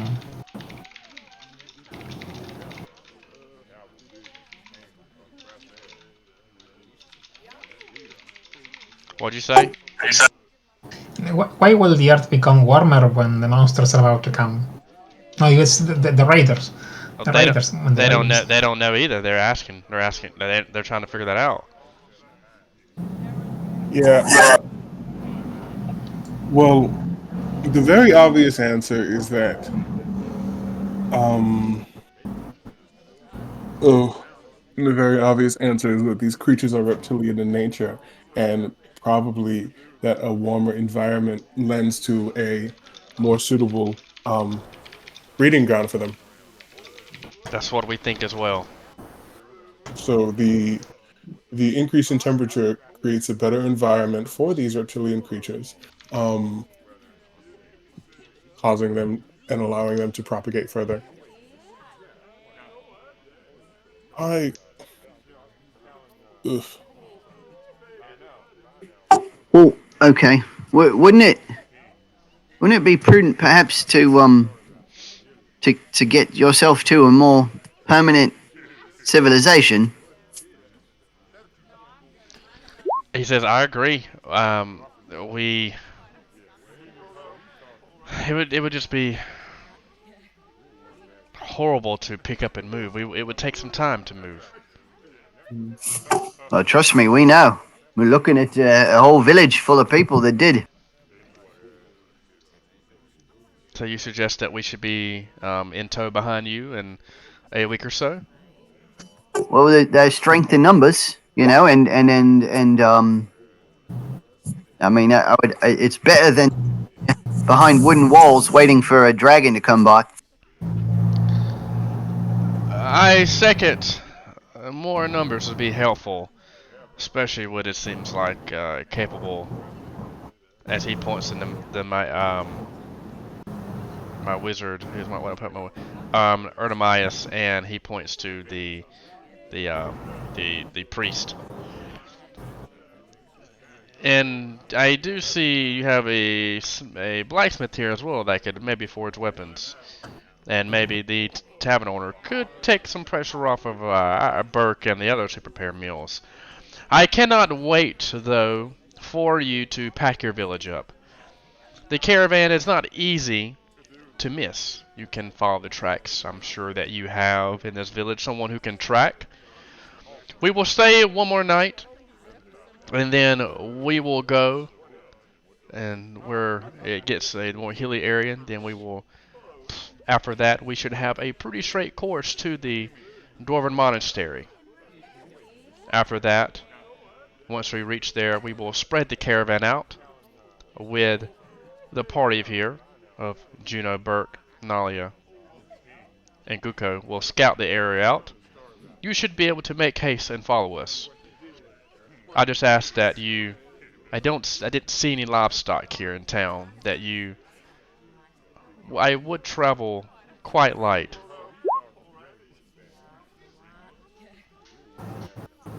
Yeah, it's probably better you move faster, right, than are weighed down by stuff. So I vote yes. You of course you can come. You can come and with the caravan, but we will be leaving tomorrow. I can expect you in maybe 2 or 3 days. I will even send some of our other scouts south to come fetch you once we make a more suitable base. We don't know what's at the monastery. We do know there could be a dragon threat, so we're going to make a forward base of operations there and set up a plan of attack before we just hastily attack the monastery. Yeah, I'm hoping at least the monastery's got some, some stone walls, something that can propel dragon fire. So as the party goes to sleep, is there anything that the party like to do? I know Nolly says she wants to summon mice. She is asking, she looks for mice. Why are you looking for mice, Nalia? Animal friendship? Tracker? You are looking for animal friendships. Okay, so you want to find mice. Let's see. You know, we could find you a I don't know, mice. Are mice useful? Okay, Nalia. Who has survival check? Let's see. Somebody throw me a survival check out. We'll see if we can find a mouse. Oh, Bert finds it. Bert finds you. It's close to the ground. Bert found. Okay, Bert. Bert finds you a mouse. Maybe. What do you have? Let me see. Okay, typos. I don't know whether to keep them or drop. What do you say? I'll try to. I'll try to keep the animal tranquil, like keep the animal at ease. A potion of animal summoning. What is that? Animal summoning, animal friendship. Oh yeah, you just use this. Oh, the user scroll. And Pathfinder, if I'm not bad mistaken, you have to use a magical device, correct? If it's a potion, no. That's not a potion, it's a scroll. Potion. So, Applying it to a mouse could be hard. so you don't activate it blindly. You use a scroll plus the caster level. I believe that. What is the? You said animal friendship, which what's the charm? It's a charm person. It's a ring of animal friendship. Okay, charm person. There is a ring of animal friendship, but it's not. There's not a spell. It's like charm person. Yeah. It is a level 1 spell. So It you have is to charm animal. Yes, so it's like charm person, but like charm animal. It's level 1 spell. So you have to do a. You have to do a use magic device check, Nalia, of 21. Am I not sure? I'm right, correct? Mm-hmm. That's looking correct. Okay. So you need to make. Can you use magic device on train just in case? But mice are vermin, so you won't be able. No, they're not vermin. They have intelligence score. Yes, you could talk to them, but they will be mouse intelligent. You cannot use. You cannot use magic device untrained. No. I thought you had used magic device, Nalia. You cannot use it. Okay, so and I can't convince the mouse to come with me to sample a potion of animal friendship. You can roll handle animal. I could try. Let's see. What it would be?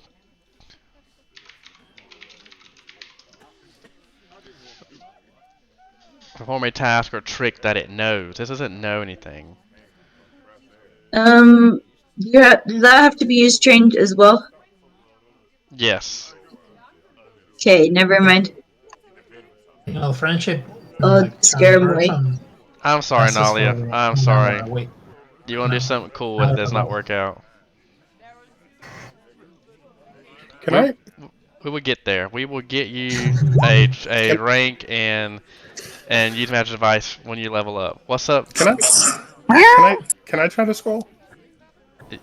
I will probably send very mixed messages. What did you say, Nalia? I'm just saying that meowing and squeaking will send very mixed messages, which might be a good thing. Probably would be, I suppose. And what did you say, Juno? You want to do what? Can I try the scroll? Of animal friendship? Yeah. You gotta ask Nalia. That's her scroll. Oh, okay. She says sure. Okay. Well, very well. Juno's gonna grab the scroll and he's gonna like look at it real hard.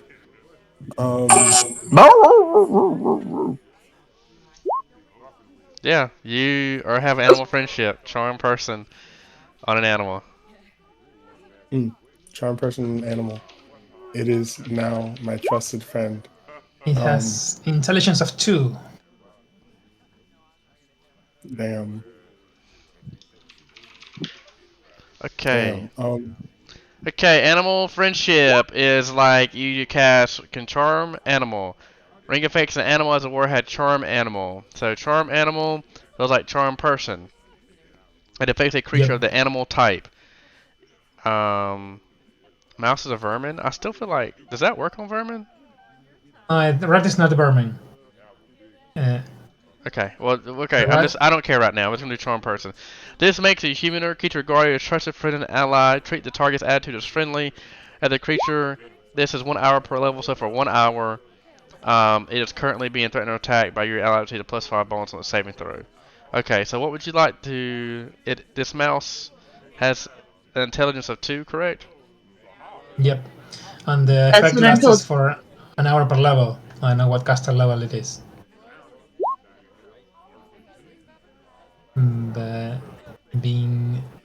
So Juno, you have charmed this mouse. I'm gonna pet it and look at Nalia and just kind of He will likely last for 1 hour. I wouldn't recommend petting it. It's not as the first thing you do. Juno just kind of like takes his hand off of it and goes, sorry, I'm not very good with animals. Okay. Well, at least they're good with you. Sniff hand first. Okay. And Juno's gonna hold out his hand. Can you speak to animals? Can I speak to animals? I'm a gnome. Of course I can speak to... What? Are you kidding me? Again, not very familiar with gnomish culture. I'm very sorry. I don't know rabbit. Seems like a difficult dialect. Yeah, they do a lot of like wiggling of their nose and stuff. Is kind of hard to understand. Like a dog sniffing, kind of.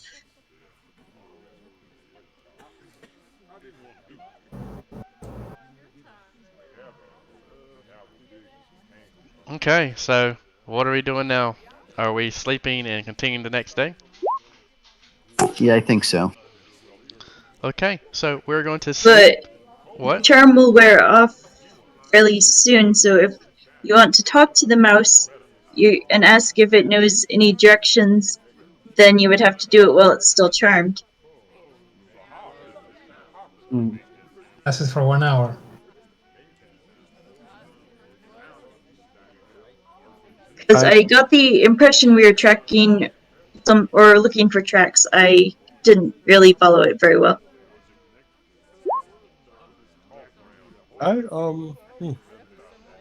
Have there been can you ask it if there have been an unusual amount of snakes?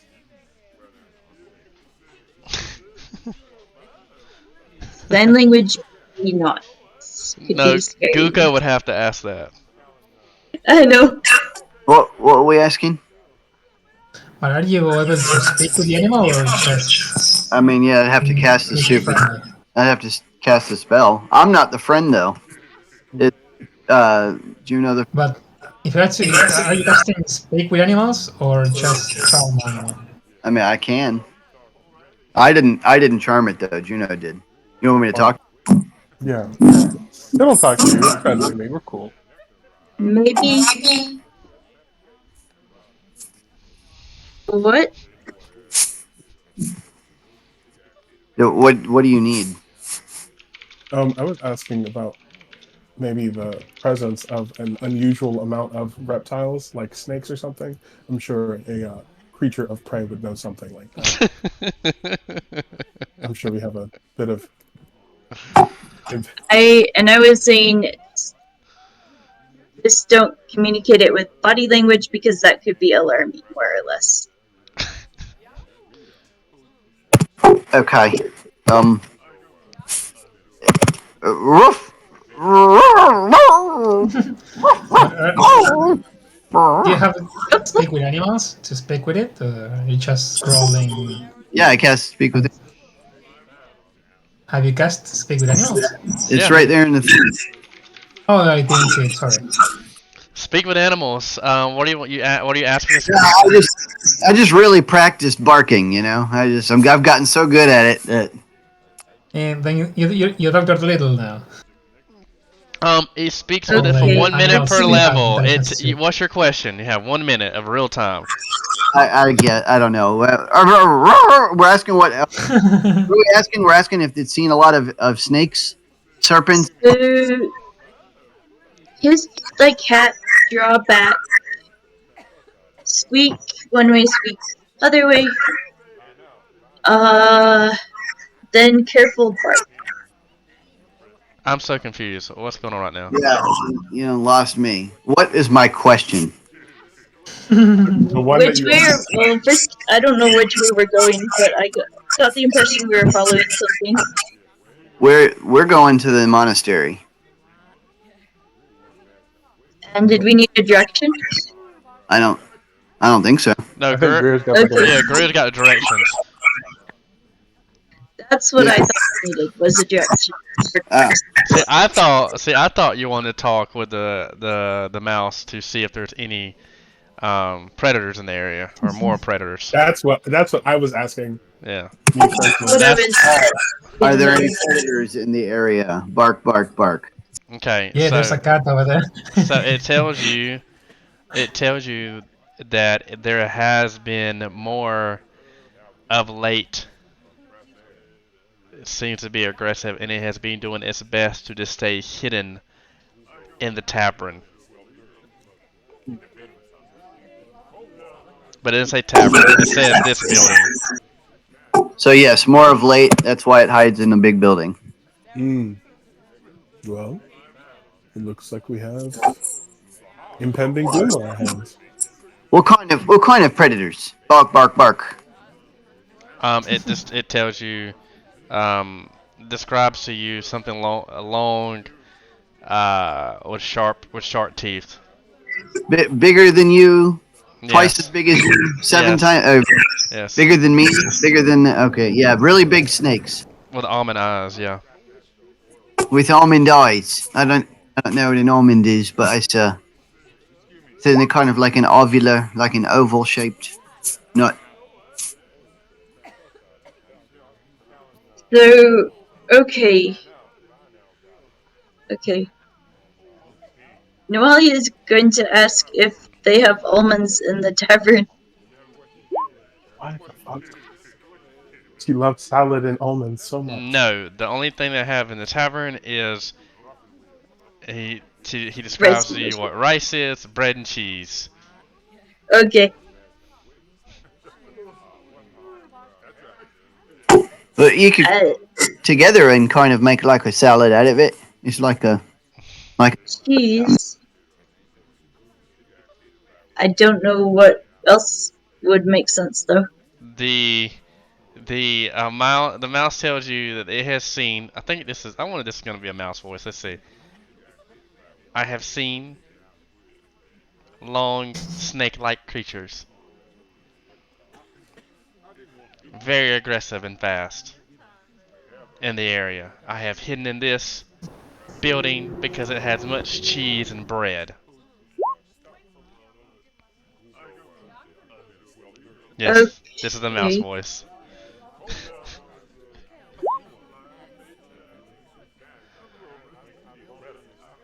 What? This is definitely a mouse voice. I don't have any more questions. That's it.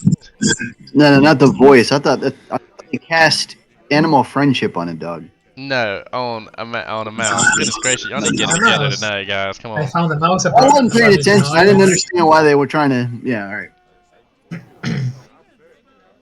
Well, Juno is the guy who he took all the dots and connected them without people wanting to connect them. Good job, Juno. Okay. That's why I said when he asked about predators, I talk about cats and stuff. Okay, so that is what we have done for now. So move it into the next day. Greer and the caravan. You are gonna love the next map. Spells. You leave the Elven village. Greer tells you you're almost there. We are almost there to where the hills. I just need a safe area plotted out.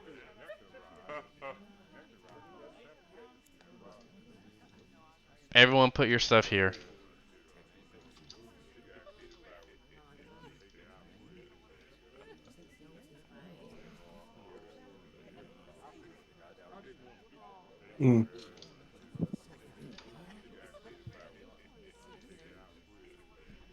Not there, Guko. I can't see it. This map is huge. We're in the lower part, right? Yes. And I think My thing is messed up. Hang on a second.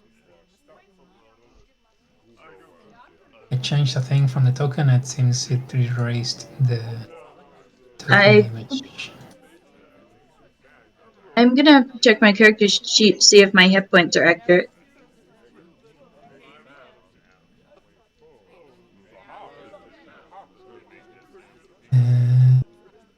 It says they are.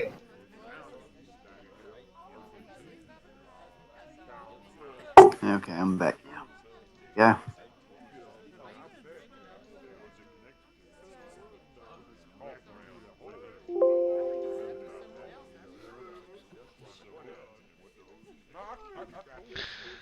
It quietens down as Greer. You have been several. It's like another day or two, and the party has bedded down for the evening. And Greer does ask the party to, of course, continue their search for a safe passage up the hill.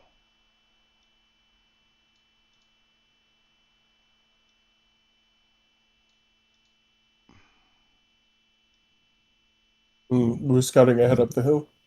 Well, actually, it would make more sense for Berkeley because he has better survival. Sure, I can be up ahead if I'm the guide.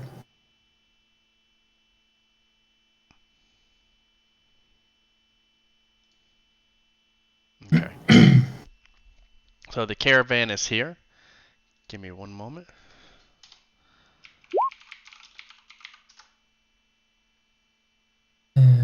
Having survival and stealth will make me a pretty good forward scout and good perception. Sounds good to me. You and Yolia can both do that if you'd like, and then. Okay, so what are the plan? What direction? I'm looking around to see if I see anything threatening. Nope, not from right now. So we are here right now. Yep. We're traveling, which way exactly? Like diagonally north?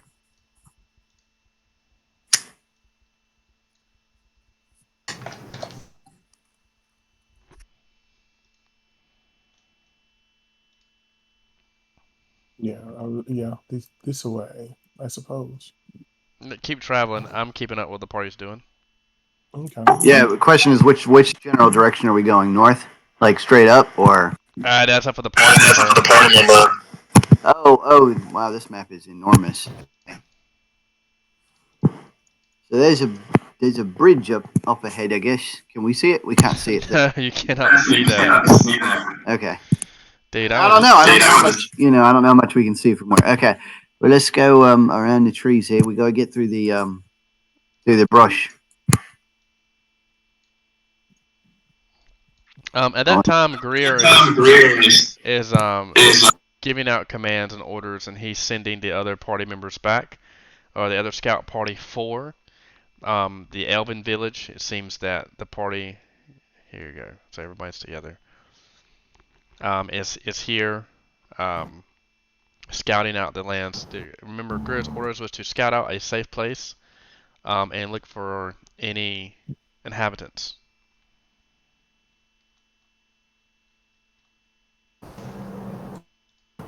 Or any threats. Alright, yeah. Burke, you gonna scout out ahead and see if you see anything? Sure. And I'm pass the message along to my inhabitants. And come back at These rules.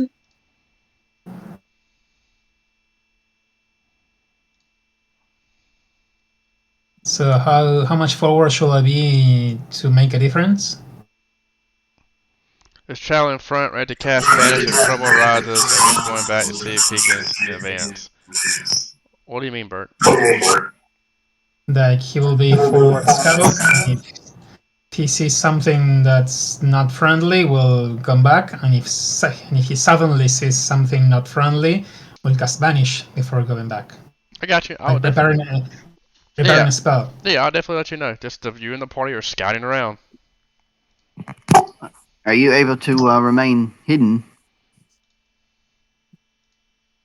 Banish lasts for a round per level, so it's more a getaway strategy than an invisible explorer. But you're not stealthy normally. I could be advancing stealthily, yeah. Worth a shot. No, not bad at all. Okay, Burke is moving with stealth.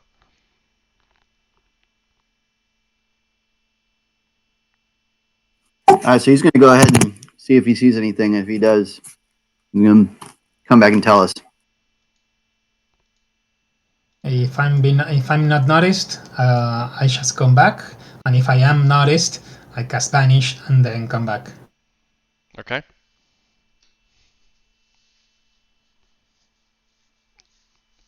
You're in a tree now, Bert. Or under the tree. Under a tree, right? Mm-hmm. I found a tree! Yes. I know how far should I go? That's whatever you want to go with the party. Yeah, but it's not like I'm gonna be 200 meters away or anything. No, but you'd maybe be 200 feet away.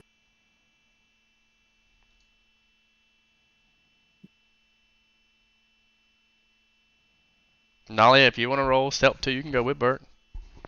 And then Juno, if Juno and Guka want to stay there, they can. Yeah, like we'll have Juno and me like kind of guard the caravan. I mean, Nolly and Burke can check different areas out. Like maybe one of y'all can scout out here. Well, Greer is definitely in the caravan. The caravan, everyone's there making camp. Oh, okay. They're just camped out right now. Okay. Mm-hmm.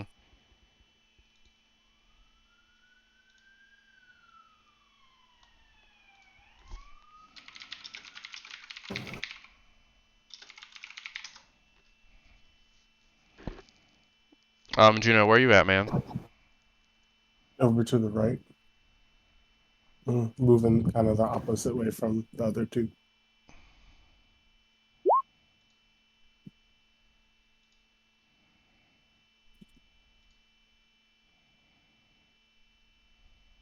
At 3. So you want to call the shots, huh? And if we could just get final approval on the primary market.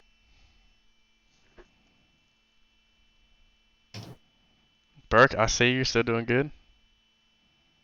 Okay, I'm still advancing slowly. Burke, you notice as you continue to move up, you do see a tree that has seemed to have been fallen down. It does seem a lot different than the other ones. It seems like it is dead. You can go up to research. Sure.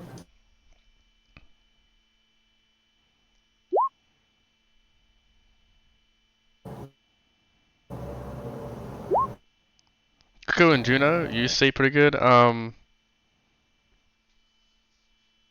No, Nalia, this is not a you don't see many flowers in this area. Make a perception check. Burke? Yep, Bert.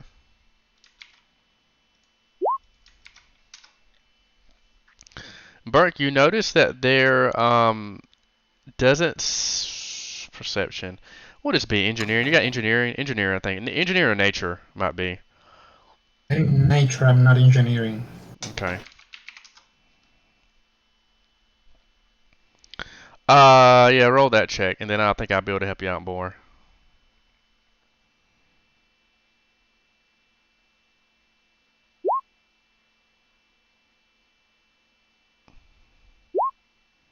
Well, at 26, it seemed, Burke, that something did not knock it over. It didn't cut it, but it was some. It was seems as if something squeezed it to break.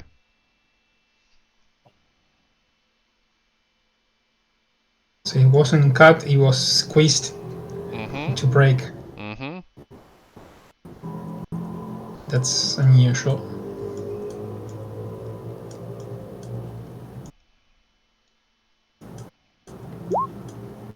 That's what it seems like. Do I see anything around that might have caused it, or maybe brains in the ground? Yeah. You guys do another survival check.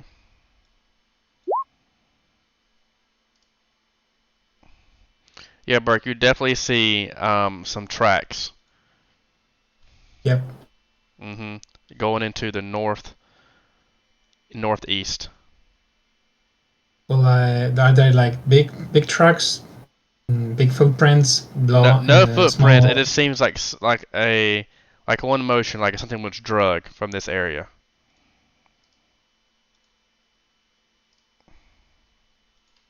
Like whatever squeezed this tree dragged itself, or what? With your roll, Bert, I'm telling. That's what you saw. You saw something. It seems like it's been dragged. Okay. Yes, sir. Mm.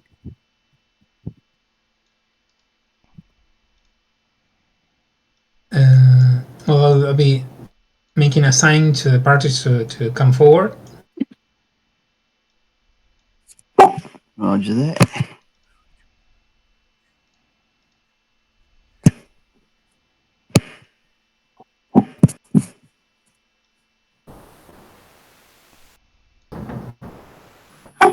That thing's big.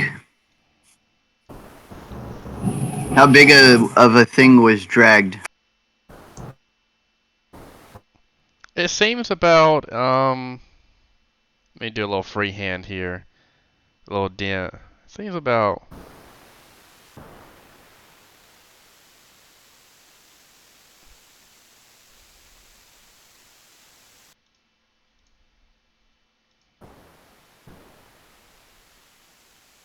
Can you see it?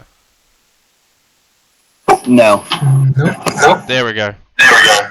No. Something was dragged over there.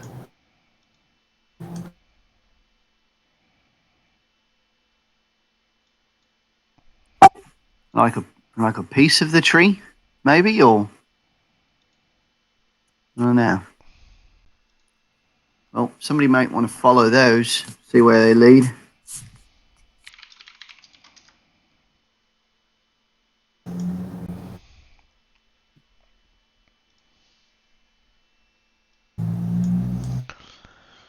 As you continue to look, it seems that again you're seeing these tracks more going to the northeast of the playing field, or of this area.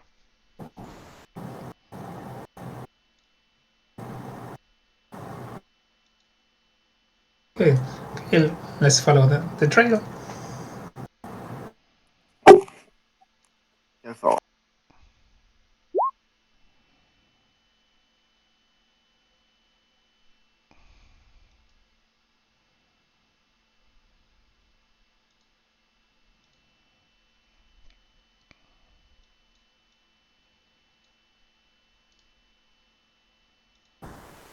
I'm looking at you, Bert. You and Ollie can keep moving, and I'll read what Nalia types.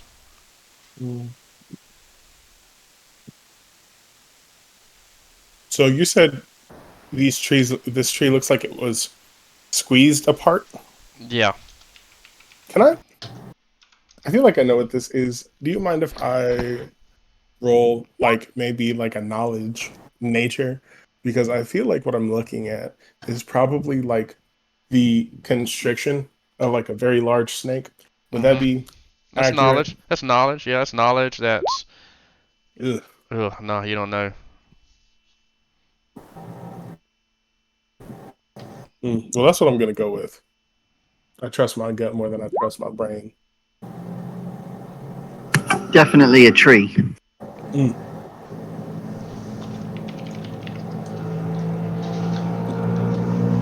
Burke, you're starting to see the same path as you look down. I'll signal the party to come forward then.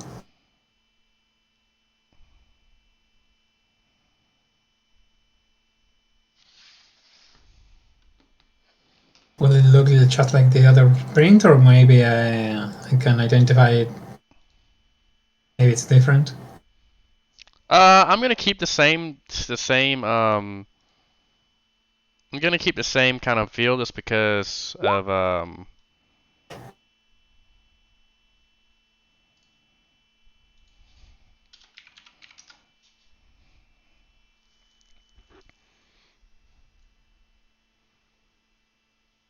Yeah, you can see which way Burke went.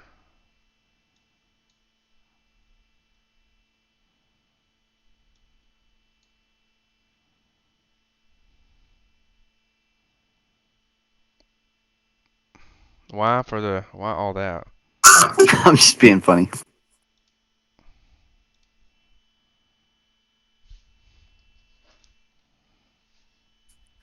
For brevity's sake, you want to just say that they keep going until they're either spotted or something hits them, or they see something else.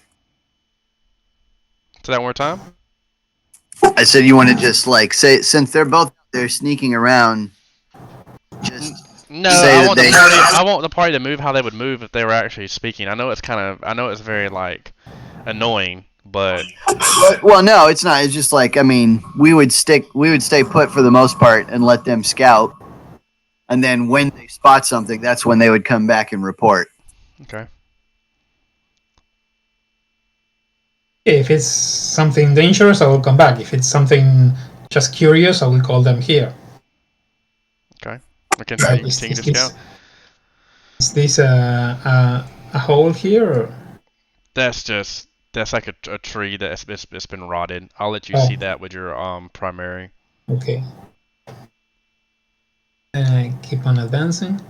Nalia, with yours, you definitely see another around here.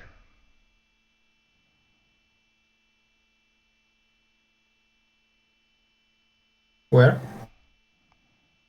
As she makes the corner, she sees another track. Oh, here it is.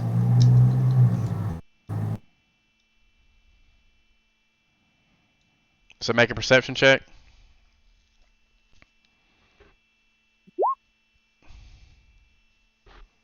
Okay. You are.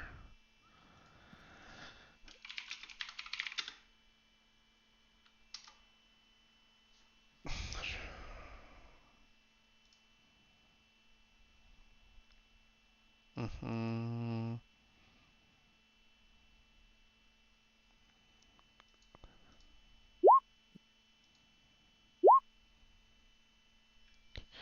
Okay, so Burke, again, you see this area right here. We shift it. And Nalia, you see that there is definitely a lot. It seems more deeper in this area, Nalia.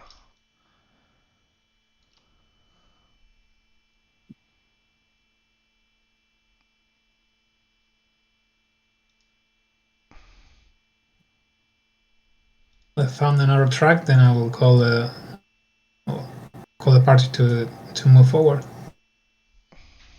Burke, as you call the party to move forward, Burke, at this instance, you hear some rustling that you did not see. And Burke, I want everyone to roll initiative. Okay. If it's something that I find a menace, I will cast Banish, trying to get away from it. Well, unfortunately, Burke, you didn't see it because Okay. it hid from you, so it gets a surprise round, which is going to be me moving. And then, Did they see him? yes, they saw Burke. Burke was not hiding. He had his 32. He had his 32 stealth check, but he came out in the open, which was here. He was seen. Is So Hey. yeah, I think that was part of the miscommunication because they were both stealthing the whole time. No, yeah, Yep. with a 32, yes, but he came out here. Am I correct in assuming that? Well, yeah, I but think, just because you're out at an open I think it came second over doesn't here. mean you stop stealthing. Yeah, but he doesn't have hide. He doesn't have a hide in plain sight. He cannot be heard. Well- He can be seen. Right. So that's Well- again like where the miscommunication came in because what they intend to demonstrate is that they're stealthing each round. Now you can move, like for example, if I'm stealthing, I can come right here in the trees. I can be out here in the open as long as I end my turn in a place where I can hide.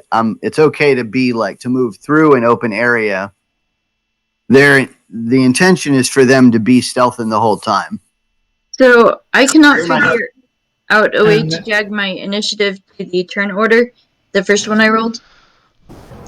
Okay, so two things. Well, I want to figure this out because I don't want there to be no miscommunication. Two things. One, that I don't think I've been actually here in the open part. I think I was all the time within this. And if I've been here and then came here, I will only be uncovered here if the thing that spots me is flying atop. Because if it's on the ground, here will be the same than here.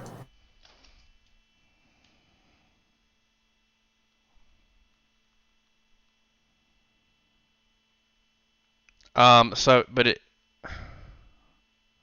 this is where the rules, because I don't want anyone to feel, I don't want anyone to be vested. But This is the- you stepped out, and that's when you were seen but not heard. If that makes any I sense. think this is the path that I took. I saw right you step here. out. I saw you step out. That's the reason why Oh, okay. that's why I attacked. I can go back Right. to the recording and look. Okay. Well, just so that you understand the rules, and we can do whatever you want to do, but just so you understand the rules, stepping out doesn't end somebody's stealthing. Stepping out and staying there for like, a round, that's what ends it. Just like if you were like watch movies where people sneak around, they use the fact that they are hidden to like move around a bit, but they move through open area for the, for a round, but as long as they get back to a hidden zone, like they can creep from, for example, from the hallway to behind the couch. Yeah, in Pathfinder 2, they explain better that thing that as long as you end the round somewhere where you can still hide, you didn't lose stealth. Okay, that makes sense. Let me see.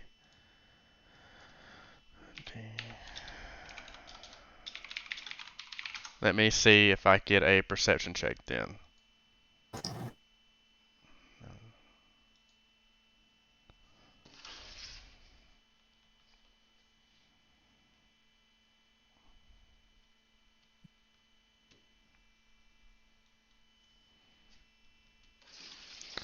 Okay.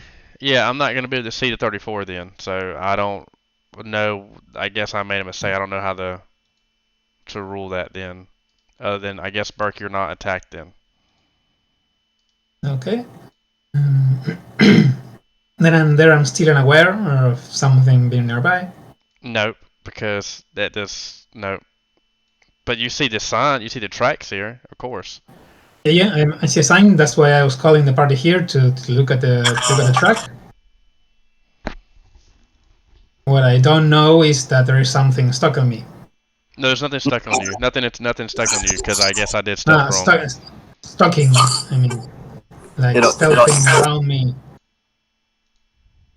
that I haven't noticed with my perception. Yeah, and they'll hop out when we get there.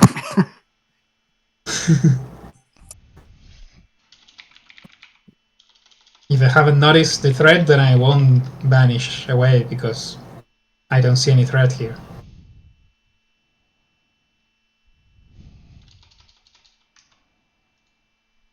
So yeah, I mean, it's going to see me, and I may see it also, but it's definitely going to see me when I come up because I don't know how to hide. Are we in initiative or not?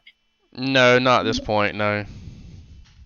We were about to be in initiative, but it got interrupted for a moment.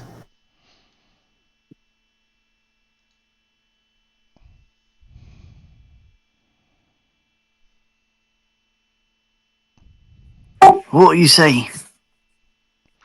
So at this moment, you definitely see long, like a long indentation in the forest ground, and it seems like it ends in this area here at the end, northeast again. Look at this big track. How fresh is this track? Let me get one more survival check and I'll tell you. With a 20, it seems pretty fresh. It's made within the last day. You know that. This thing is enormous. Which way did it go?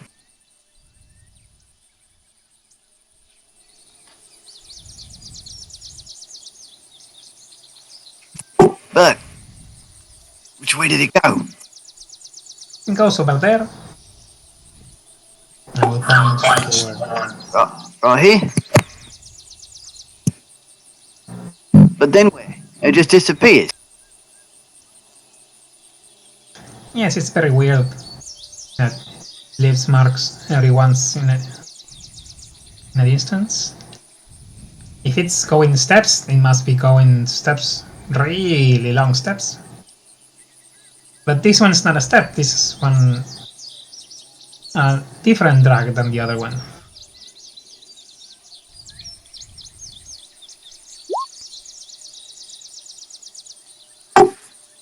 Flower. I think there was a dogwood back there that had some flowers. Looking at the track. Everyone make a perception check.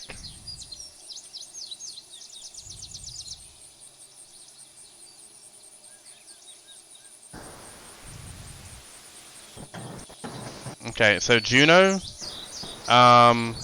you see it from afar. At that moment, you see, as it sees Guko, a huge constrictor, some type of creature, making its way to launch at Guko.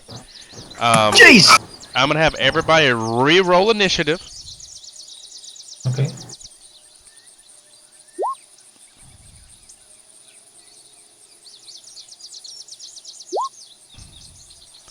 Most my initiative. 2, that's garbage. Everyone re-roll. So hold up. Everybody got this. I'm at 21. So, at turn. 21. I believe Burke, Juno, Guko, Nalia. So, since Guko saw him move, this is a surprise round, I will get my first attack on Guko. Then Juno gets a move, and then Guko gets a move. I'm going to move my speed. I have 10-foot reach as I move down the tree. 5, 10, I believe that's 10 feet, 5, 10. because I'm hanging off the tree, and I'm going to attempt to attack Guko one time with a bite attack.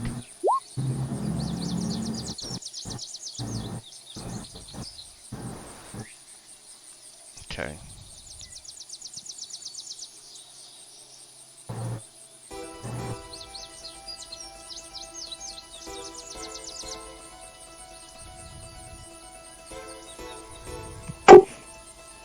$21 doesn't hit, if that's what you're asking. No, that's that was my initiative. Oh, 18 misses anyway. So Just a second.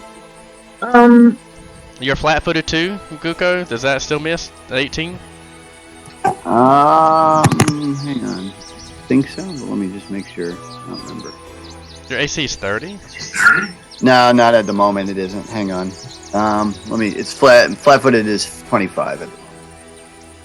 What's your AC? I have to change it up at top every time I change. You know, the change of spells or whatever. Right now, my AC is 26. What's your AC unbuffed? 22, I believe. Okay. I mean, you are a level 7 character, so that makes sense. Okay. Okay, Guko. No, it's Juno's turn. What are we going to do, Juno, as you see this huge anaconda start to tackle and kill your friend, or try to attack and bite your friend? Juno is going to. How much movement was that? Juno's? I believe you can double move, right? Or hustle. Juno's gonna If it's a surprise round, only a standard remove action. Oh, you're right. Only a standard move. Damn. Good call, So Bert. the snake did not attack Zuko. They can't? Well, it depends on how far away it was. It can partial charge. I have a speed and climb of 20 feet, so I can't move down to attack. You see me move down to attack and then attack? Sorta. I would say you could. But well, no, it's only one action if it's a surprise round. You can move to position yourself before combat, but the surprise round will be if you are already in position at the beginning of combat. You have a standard action to attack. But if we see you before you are in position to attack, you have to use your action to move into position to attack, and that will be your surprise round action.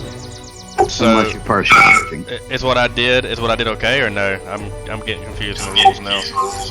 If you were in position to It depends, but you're the DM, so I'd say yes.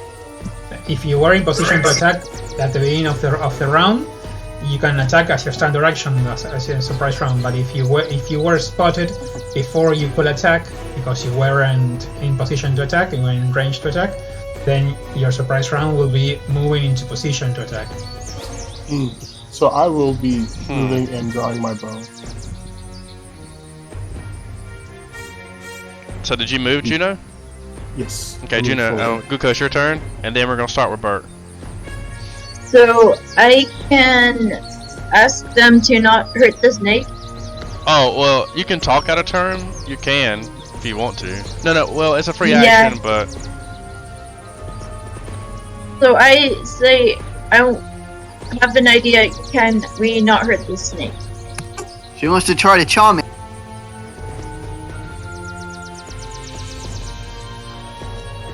What do you want to do, Guko? It's your turn. Oh, it's on me? Is it top of the round now? No, it's your turn because you saw him through the surprise round. Oh, I did? Okay, I didn't even realize I saw him. Okay, okay, shield of faith. I don't get an attack opportunity during a surprise round, do I? No, you do, but I'll 5-foot step away. You can't 5-foot step during a surprise round, can you?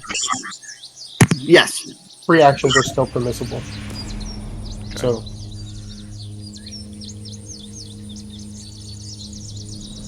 And then I'm done after that.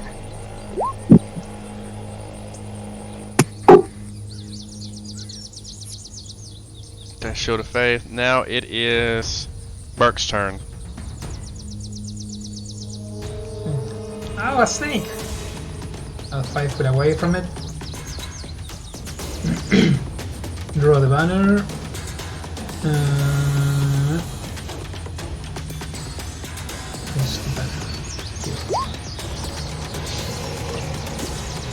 And try to undercall it.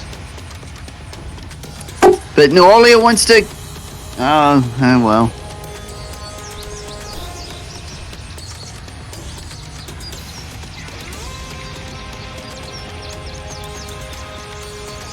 Okay. It is Dunder for or Stern. 8 damage to the snake, and I need to roll a fortitude save. Fortitude or be stunned for 1 round. 17 I failed. I am stunned for 1 round. Exactly. And So I'll the take most 8 important is damage. that you drop everything held.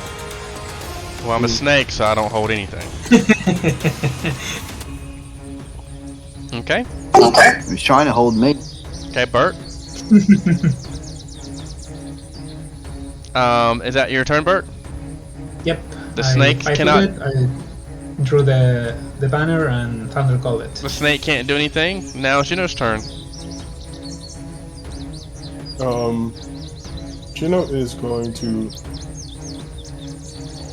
Oh, so slow. Yeah. Juno's going to just double move forward. Okay. That'll be it.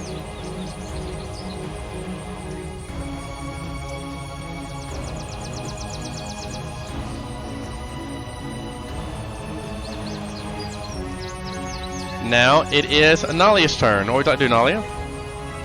So I would like to take my scroll of animal friendship out and wave it like a flag of truce and come up this way.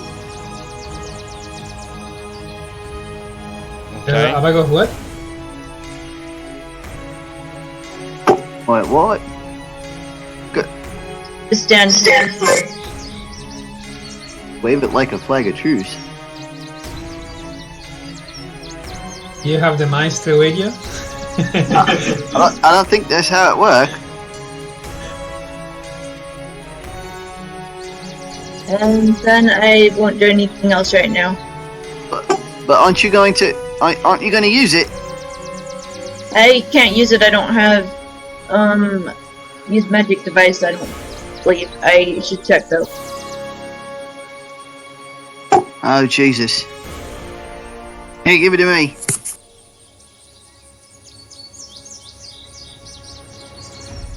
Okay, it looks like I might have some, but yours is probably higher. I don't know.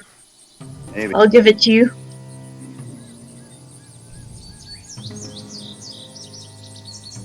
Okay. Juno's the one that really needs it. Yeah. Guko, what would you like to do? All right, what's the DC on this thing? 21.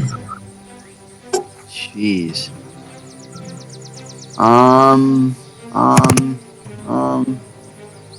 15 plus double the level, right? Juno, help! What? You gotta cast this thing.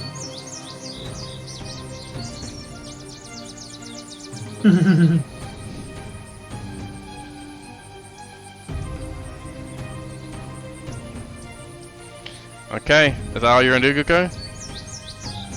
Yeah, I'm just gonna grab the thing from her and then double move and then try to get it to him.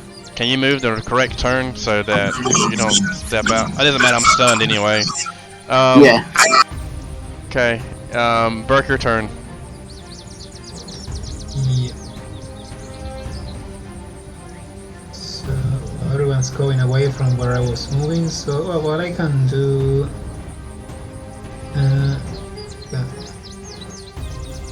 get over here and blast it again.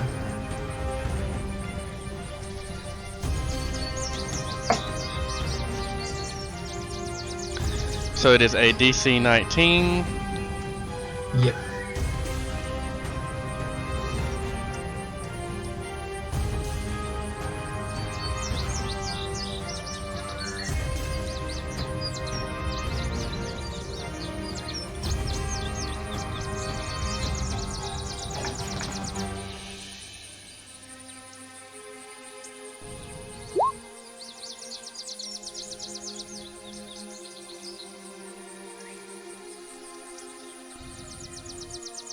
I fail again. Then you stay stunned. Now it is the snake's turn. Bert, everyone make a perception check.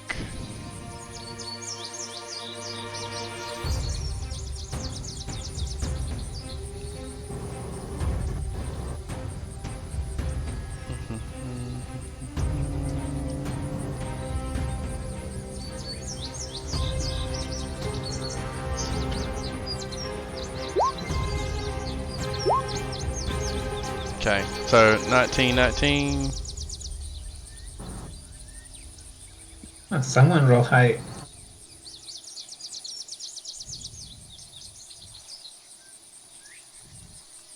I should always secret my rolls. So 20 and 23. At that moment, who's Juno? Let me see Juno. Juno, you see something horrifying. It seems that as the snake has sprouted legs, not the one, and you see this snake approach you. Like a lizard folk, like a snake, like lizard folk. Hold up. Okay. We are not getting back together. That is funny. That is funny. Juno sees that guy, and then Bert.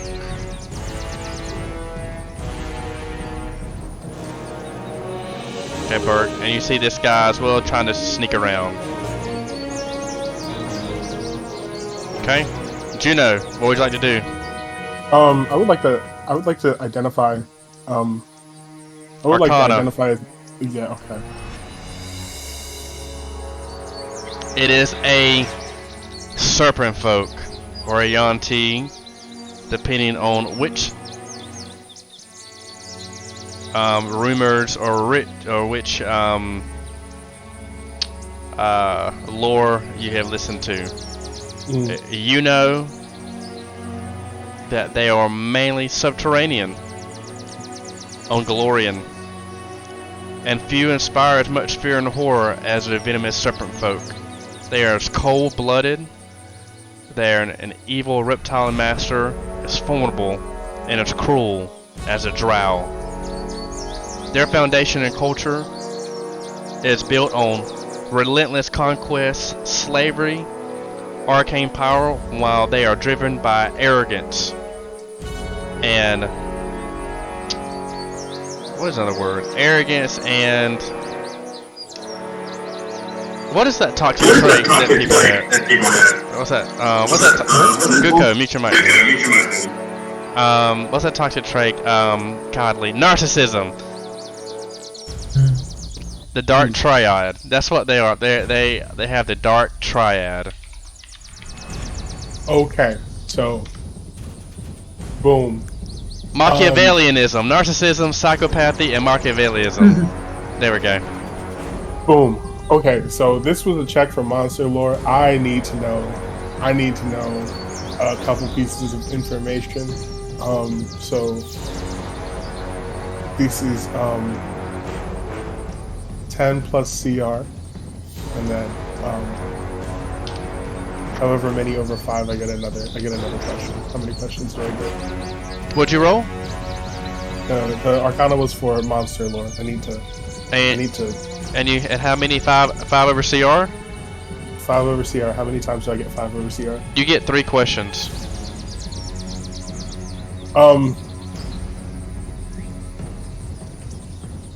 Language. All of them? Strange question. All of them. I believe I do get all of them. You just believe I understand their known languages. Not understand them, but like I know what languages they speak. And then I want resistances resistances, and then roll 1, 2, 3. Roll a 1d4, and I'll give you 1. Okay, cool. We can do that. Defenses, and then my last one, I want. Okay. My last question, I want like a special ability. Do I get? I want something like a their spells or whatever. You want a spell? I want to. Yeah. Do I know if they know spells? Yes, they do. Okay. Those are my 3 questions. Yep. Cool.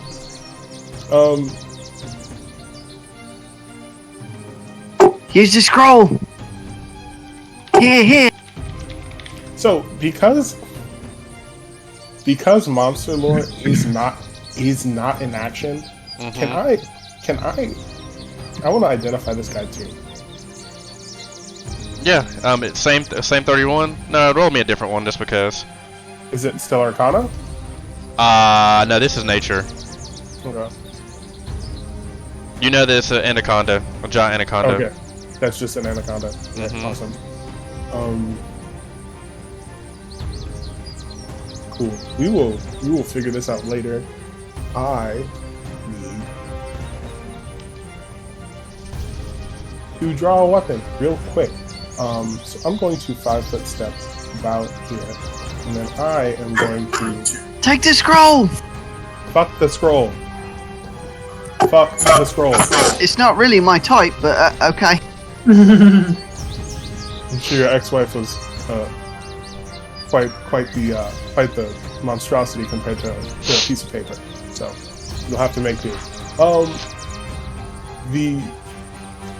I will be drawing my glaive, my wonderful little shadow glaive, and it will have. What enchant shall I put on it today, everyone?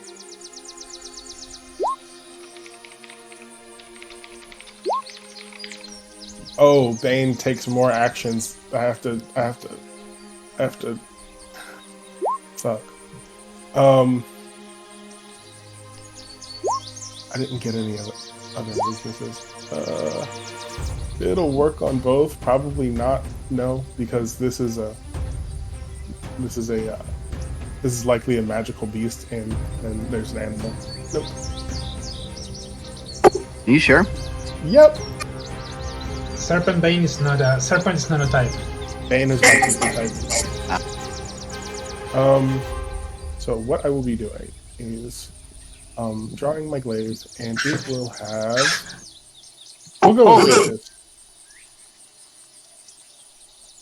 Vicious sounds good to me. Let me make sure that this roll is working right.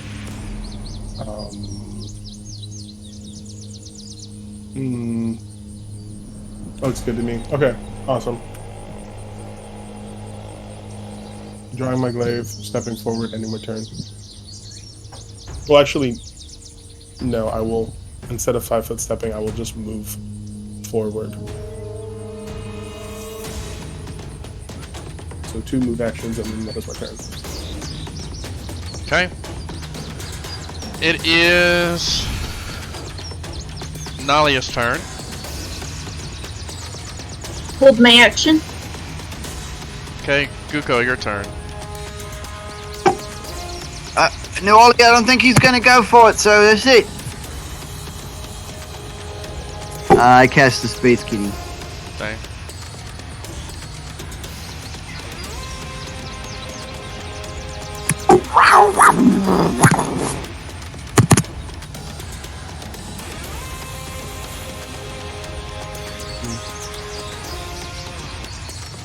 I'm going to yell at this guy in Draconic, and I'm going to just say, like, identify yourself, and just await his response. Okay.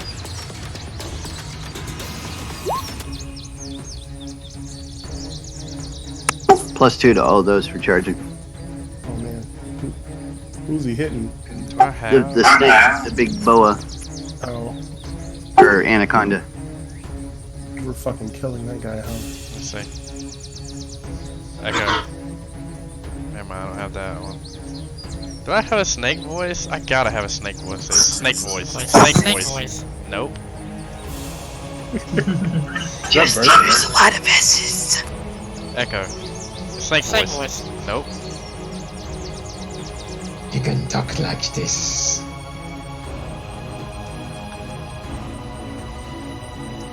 I mean, I kind of like this voice. It's kind of nasal. nasal. Girl. I have a lizard folk that talks like this. Yeah, he just. The snake said you will. What'd you ask? Did you know again? So I know. Identify yourself. He identifies himself as I am an instrument of my God. I will make you beg for mercy as your blood is used to fuel the next rebirthing. Is it saying that in common? It says that in Draconic. Okay, I talk Draconic. They're bad! They're bad! Okay. The kitty attacks. Okay, let me see what the kitty does. Yeah, the hits. That hits. Let me do the damage. Yes, that hits. That hits. And then that hits.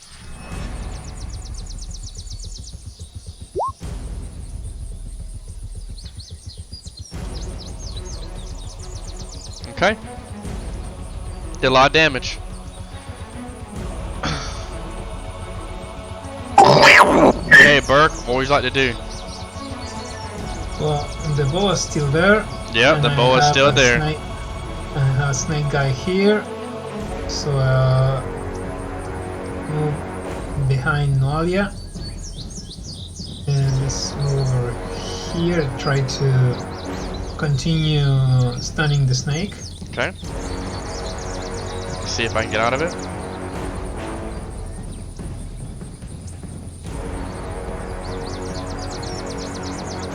Yeah, 10. Yeah, I keep getting out of it, and that's 13. So at that moment, you fry the snake. So I cast when I'm here. I cast the Thunder Call, and according to if it will pass or not, I will stay here or here. Since it's the gun, and then I will be over here. Bert, you stay where you're at, man. We gotta quit going back on these rules. Just stay where you originally were at, and we're gonna Okay. start doing what you originally I did. was thinking about staying where I was staying, but I think that depending on how the Thundercall wall that was, well, I will stay here for now. But I was thinking about Thundercalling before moving, but Okay, so So at I that say- at that moment, after what I does move. Burke want to continue to do? Well, if I Thundercall after I move, then that's the end of the round. Okay, Bert, you have destroyed that creature. At that moment, the snake is being fried alive. Concussioned alive. Concussion's alive. The party, It's if you sunny. can, on Sirenscape, as the snake dies, you see the trees before you start to blow very, very heavy.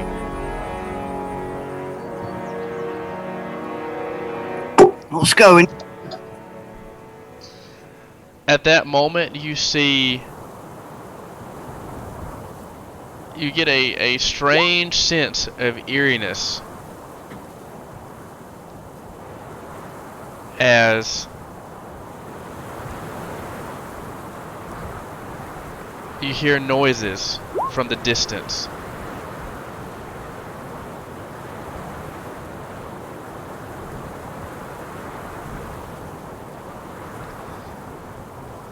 As you strike and give a last undercall, Bert, to the snake. Yep. Okay, I want to take my action now. Yeah, what's your action?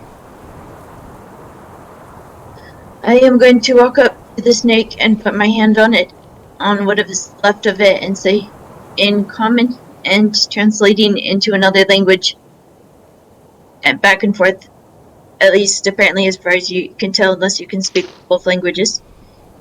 I'm going to say, I am sorry we got ourselves into this situation. I will try to redeem you in another life.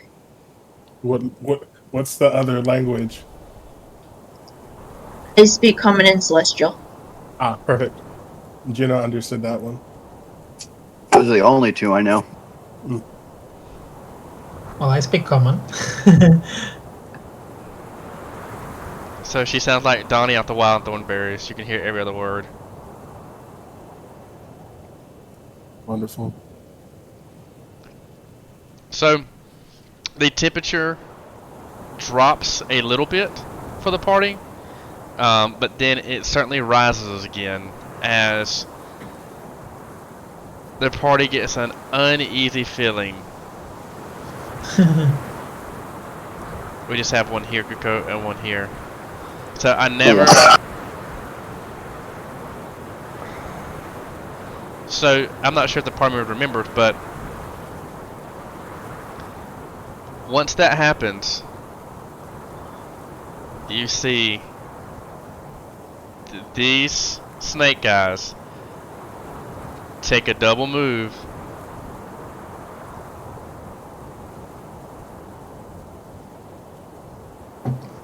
and run.